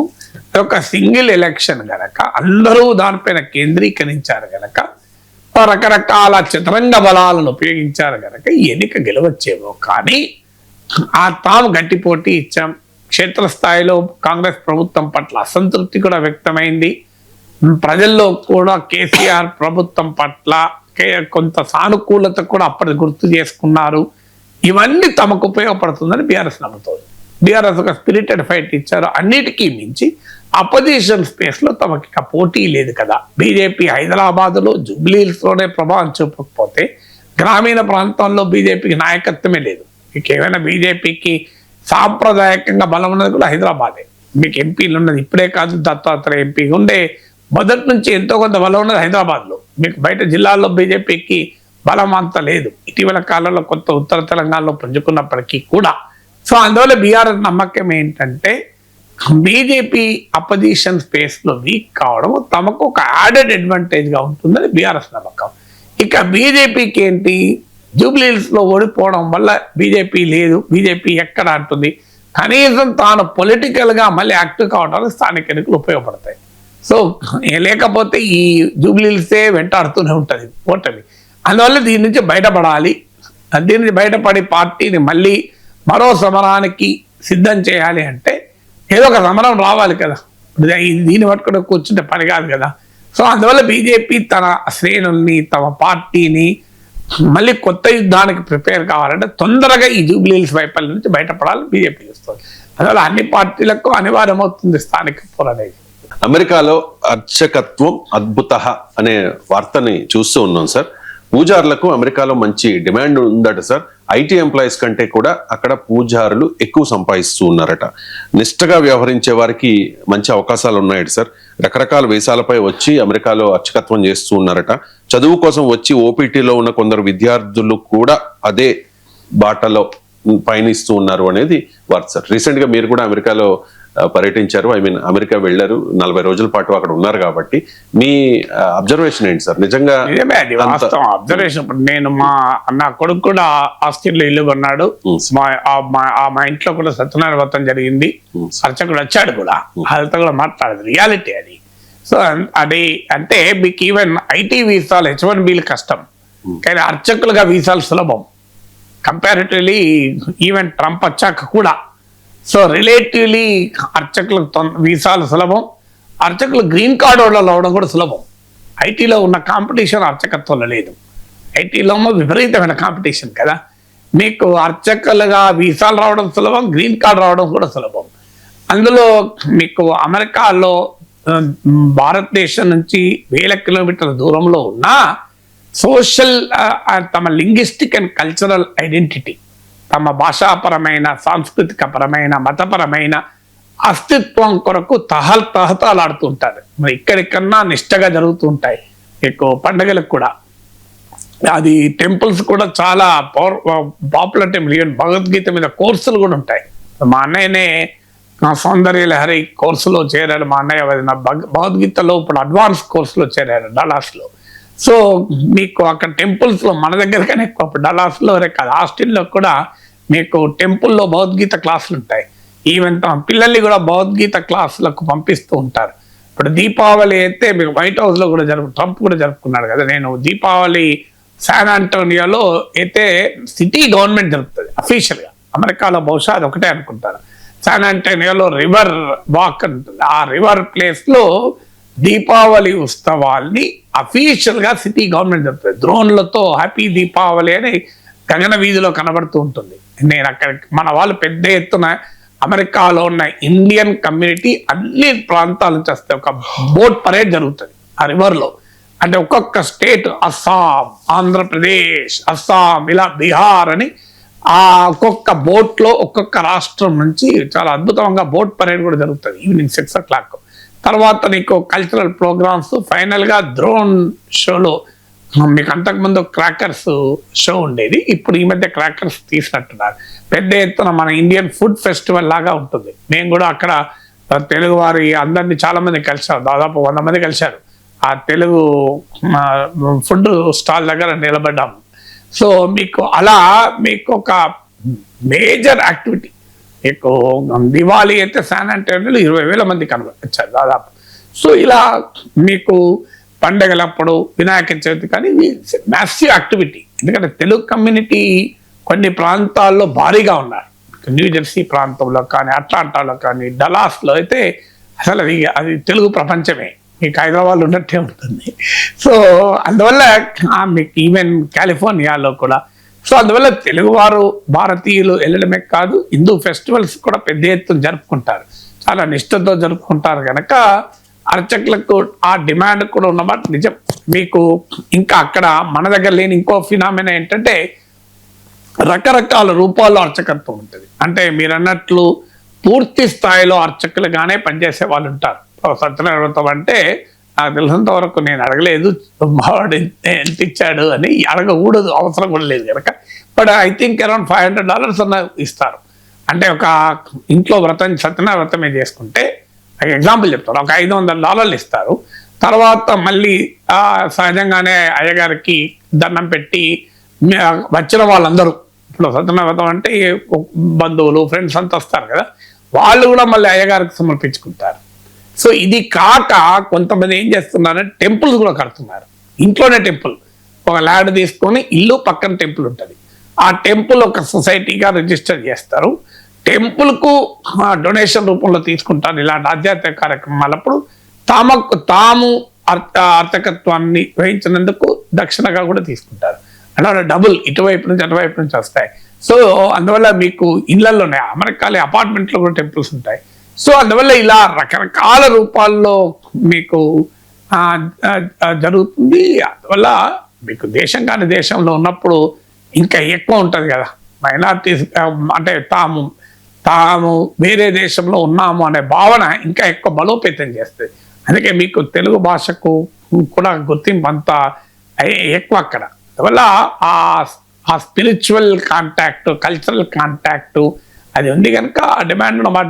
దానివల్ల ఈవెన్ ఐటీ ఉద్యోగులుగా చేస్తున్న వాళ్ళు కూడా మీకు అమెరికాలో ఏంటంటే ఈ డిగ్నిటీ ఒక జాబ్ చేసేవారు కూడా ఇంకో జాబ్ చేస్తాను వెనకాడరు. నేను ట్యాక్సీలో ఎయిర్పోర్ట్కి వెళ్తుంటే ఆస్టిన్ నుంచి కాలిఫోర్నియా వెళ్ళేటప్పుడు మెక్సికో డ్రైవర్ ఆయన అడిగాను ఏంటి అంటే, ఆయన ఉబర్ డ్రైవర్ అనుకున్నాను. నేను ఆమె టీచర్ సార్ అన్నాడు. ఏం టీచ్ చేస్తావు అంటే, I teach American history, geography ఇది చెప్తానని. అంటే డే టైమ్ ఏమో టీచరు మార్నింగ్ 2-3కి లేస్తాడట. లేచి ఒక 4-5 hours ట్యాక్సీ నడుపుకుంటాడు, మళ్ళీ వెళ్ళి రెడీ అయ్యి మళ్ళీ స్కూల్కి వెళ్తాడు. అలాగే ఐటీ ఉద్యోగులు కూడా క్యాబ్ డ్రైవర్లుగా పనిచేసే వాళ్ళు ఉన్నారు మన దగ్గర మోమక్ అని. అలాగే ఐటీ ఉద్యోగులు కూడా వారికి అర్చకత్వం తెలిసి ఉంటే దీన్ని వీకెండ్, ఎందుకంటే సహజంగా అమెరికాలో ఏదైనా వీకెండే, అది సినిమాకి వెళ్ళాలన్నా వీకెండే, వ్రతం చేసుకోవాలన్నా ఎప్పుడు వీకెండే, ఏదైనా వీకెండే ఉంటుంది ఆడ. ఎందుకంటే వారికి మిగతా డేస్ వర్కౌట్ కాదు కనుక. ఇప్పుడు దీపావళి ఉత్సవాలు కూడా దీపావళి రోజు జరపరు, వీకెండ్ రోజు జరుపుతారు. అంటే మన వాళ్ళు ఏం చేస్తారంటే అక్కడి కల్చర్ కూడా ఎంబ్రేస్ చేసుకుంటున్నారు. ఇప్పుడు ఉదాహరణకు హాలోవిన్ ఫెస్టివల్ అని జరుగుతుంది. అంటే ప్రతి ఇంట్లో ఒక దయ్యాల రూపాల్లో బొమ్మలు పెడతారు. మన దగ్గర దయ్యాలు పూజించడం మన కల్చర్ కాదు. కానీ అక్కడ దానికి హిస్టరీ ఉంది, అంటే దయ్యాల నుంచి భయాన్ని పోగొట్టడానికి ఇది ఉంది. సో హాలోవిన్ ఫెస్టివల్ దయ్యాల రూపంలో వింత వింత విచిత్ర రూపంలో డ్రెస్సులు వేస్తారు, అది అమెరికన్ కల్చర్లో భాగం. మన వాళ్ళు కూడా జరుపుతారు. ఈవెన్ చాలా చోట్ల క్రిస్మస్ ట్రీ కూడా పెడతారు హిందూస్ కూడా, అమెరికాలో ఉన్న మన వాళ్ళు. సో అమెరికన్ కల్చర్ను ఎంబ్రేజ్ చేసుకుంటారు, థ్యాంక్స్ గివింగ్ జరుపుకుంటారు. ఈవెన్ ఇప్పుడు పంప్కిన్ అగ్రికల్చర్ కూడా ఫెస్టివల్. నాకు నచ్చింది ఏంటంటే మన దగ్గర లేనిది మన దగ్గర ఉన్నదో లేదో నాకు తెలియదు, మరి నేను అంత ప్రామినెంట్ గా చూడలేదు, మీరు చెప్పాలి గోదావరి జిల్లా నుంచి కనుక. ఇప్పుడు ఆస్టిన్ లో చూశాను పంప్కిన్ ఫెస్టివల్ అని, అంటే పెద్ద ఎత్తున గుమ్మడికాయలు, ఇంత చిన్న నుంచి ఇంత పెద్ద గుమ్మడికాయ ఉంటుంది. సో ఒక పెద్ద పొలంలో రకరకాల రూపాల్లో గుమ్మడికాయలు ఉంటాయి, అలంకరించి ఉంటాయి, అక్కడ ఎనిమల్స్ ఉంటాయి. అసలు చిన్నపిల్లలు అయితే, నేను మా మనవరాలతో వెళ్తే మామూలు ఎంజాయ్ కాదు. ప్రతి గుమ్మడికాయ పంప్కిన్ ఫెస్టివల్ అంటే దునియా ఎంజాయ్ చేసింది. సో అందువల్ల ఆ పంప్కిన్ అంటే సెలబ్రేట్ చేస్తారు. ఒక పెద్ద టబ్ ఉంది, ఆ టబ్బులో ఏంటంటే మొక్క గింజలు, మొక్కజొన్న అవంతా విత్తనాలు అవి ఒలిచేసి పెద్ద ఎత్తున పెట్టారు. మనం ఆ మొక్క గింజలలో చిన్నపిల్లలు ఆడుకుంటూ ఉంటారు, అంటే మన టబ్బులలో స్నానం చేసినట్టు అందులో ఉండి విపరీతమైన ఎంజాయ్ చేస్తారు. మన వాళ్ళు నో నో వాళ్ళకి వెళ్ళని చెప్పుడు. అంటే నిజంగా చెప్పాలంటే మన దగ్గర కూడా అగ్రికల్చర్ అట్లా సెలబ్రేట్ చేయాలి. సో పంటలు వచ్చిన సమయంలో సెలబ్రేట్ చేయాలి. ఓన్లీ సంక్రాంతికి మాత్రమే చేస్తారు. మన సంక్రాంతి కూడా అది కూడా పండుగ జరుపుతారు, అగ్రికల్చర్ సెలబ్రేట్ చేయరు. ఇప్పుడు మన టమాటాలు వచ్చిన టమాటా ఫెస్టివల్, మీకు పంటలు పడినప్పుడు వెజిటబుల్ ఫెస్టివల్. అఫ్ కోర్స్ మనము ఇప్పుడు పూజలలో కూరగాయలతో పూజలు చేస్తాము. ఈవెన్ ఇప్పుడు దుర్గమ్మ తల్లికి కూడా కూరగాయలతో పూజ చేస్తాము, శాకాంబరి ఉత్సవాలు. అంటే అది మన ఆధ్యాత్మిక ఉత్సవాల్లో వ్యవసాయ ఉత్పత్తుల్ని మిళితం చేస్తాం, కానీ వ్యవసాయాన్నే సెలబ్రేట్ చేసే పండుగగా చేసుకోవడం. అంటే అప్పుడు పంప్కిన్ వస్తుంది, అప్పుడు అమెరికాలో పంప్కిన్ చాలా ప్రామినెంట్ కనుక పెద్ద ఎత్తున పంప్కిన్ ఫెస్టివల్ జరుపుతారు. దానివల్ల అగ్రికల్చర్ పట్ల ప్రేమ గౌరవము మనకు కనబడుతుంది. సో అందువల్ల మీకు అంటే ఇండియన్ కమ్యూనిటీ హిందూ ట్రెడిషన్స్ ఉండడమే కాదు, అమెరికన్ కల్చరల్ ట్రెడిషన్స్ నేను చెప్పినట్టు హాలోవిన్ ఫెస్టివల్ కావచ్చు, మీకు ఇలాంటి ఈవెన్ క్రిస్మస్ జరుపుకోవడం కావచ్చు, థ్యాంక్స్ గివింగ్ కావచ్చు, న్యూ ఇయర్ డే, ఇవన్నీ మన కల్చర్ కాదు కదా థ్యాంక్స్ గివింగ్. ఇవన్నీ ఇప్పుడు ఈ ఇయర్ ఎండింగ్ అంటే మీకు చాలా హాలిడేస్ కూడా ఉంటాయి. సో మీకు ఇట్లా డిఫరెంట్ డైమెన్షన్స్లో ఇండియన్ కమ్యూనిటీ తమకున్న కల్చరల్ రూట్స్ చాలా బలంగా నిలబెట్టుకుంటున్నారు. ఈవెన్ మన ఇండియన్ ఫుడ్ కూడా చాలా పాపులర్. ఈవెన్ అమెరికన్స్ వచ్చి కూడా ఇండియన్ ఫుడ్ ఫెస్టివల్లో పాల్గొంటారు. ఆస్టిన్లో దేశీ డిస్ట్రిక్ట్ బ్రాంచ్ కూడా లోకల్ మేయర్తో కలిసి ఇనాగ్రేట్ చేశారు. సో అందువల్ల చూశాను నేను, ఈవెన్ అమెరికన్స్ వచ్చి కూడా ఇండియన్ మన దోశ ఇడ్లీ ఎంజాయ్ చేస్తుంటారు. సో మన వాళ్ళు మన పిల్లలైతే అసలు మన ఫుడ్ కన్నా ఎక్కువ అమెరికన్ బర్గర్లు, ఇవే బ్రెడ్లు, వీటినే ఎక్కువ తింటూ ఉంటారు. సో మన ఇండియన్ కమ్యూనిటీ ఆ ఫుడ్ ఎంజాయ్ చేస్తారు. చెప్పాలంటే అమెరికన్ ఫుడ్ అంటూ కన్నా కూడా అమెరికాలో ఇంటర్నేషనల్ ఫుడ్డే. మీకు జపనీస్ ఫుడ్, థాయ్ ఫుడ్ చాలా పాపులర్.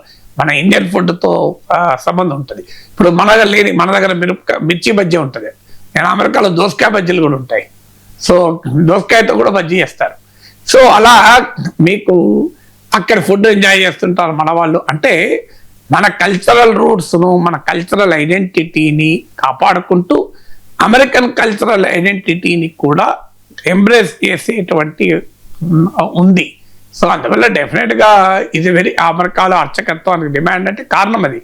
ఐటీలో ఉన్నంత పోటీ. ఇంకోటి ఏంటంటే మీకు ఐటీలో ఇప్పుడు ఎందుకు ట్రంప్ అలా వ్యవహరిస్తున్నాడు, ఈ H1B వీసాల వల్ల అమెరికన్ వర్కర్లకు ఉద్యోగాలు పోతున్నాయి, అమెరికన్ వర్కర్లకు జీతాలు ఆర్టిఫిషియల్ ప్రెస్ అవుతున్నాయి అన్నారు కదా. అర్చకత్వంతో అమెరికా వాళ్ళకు ఉద్యోగాలు పోవు కదా, అర్చకులు మన వాళ్ళే చేయాలి తప్ప అమెరికా వాడు చేయలేడు కదా.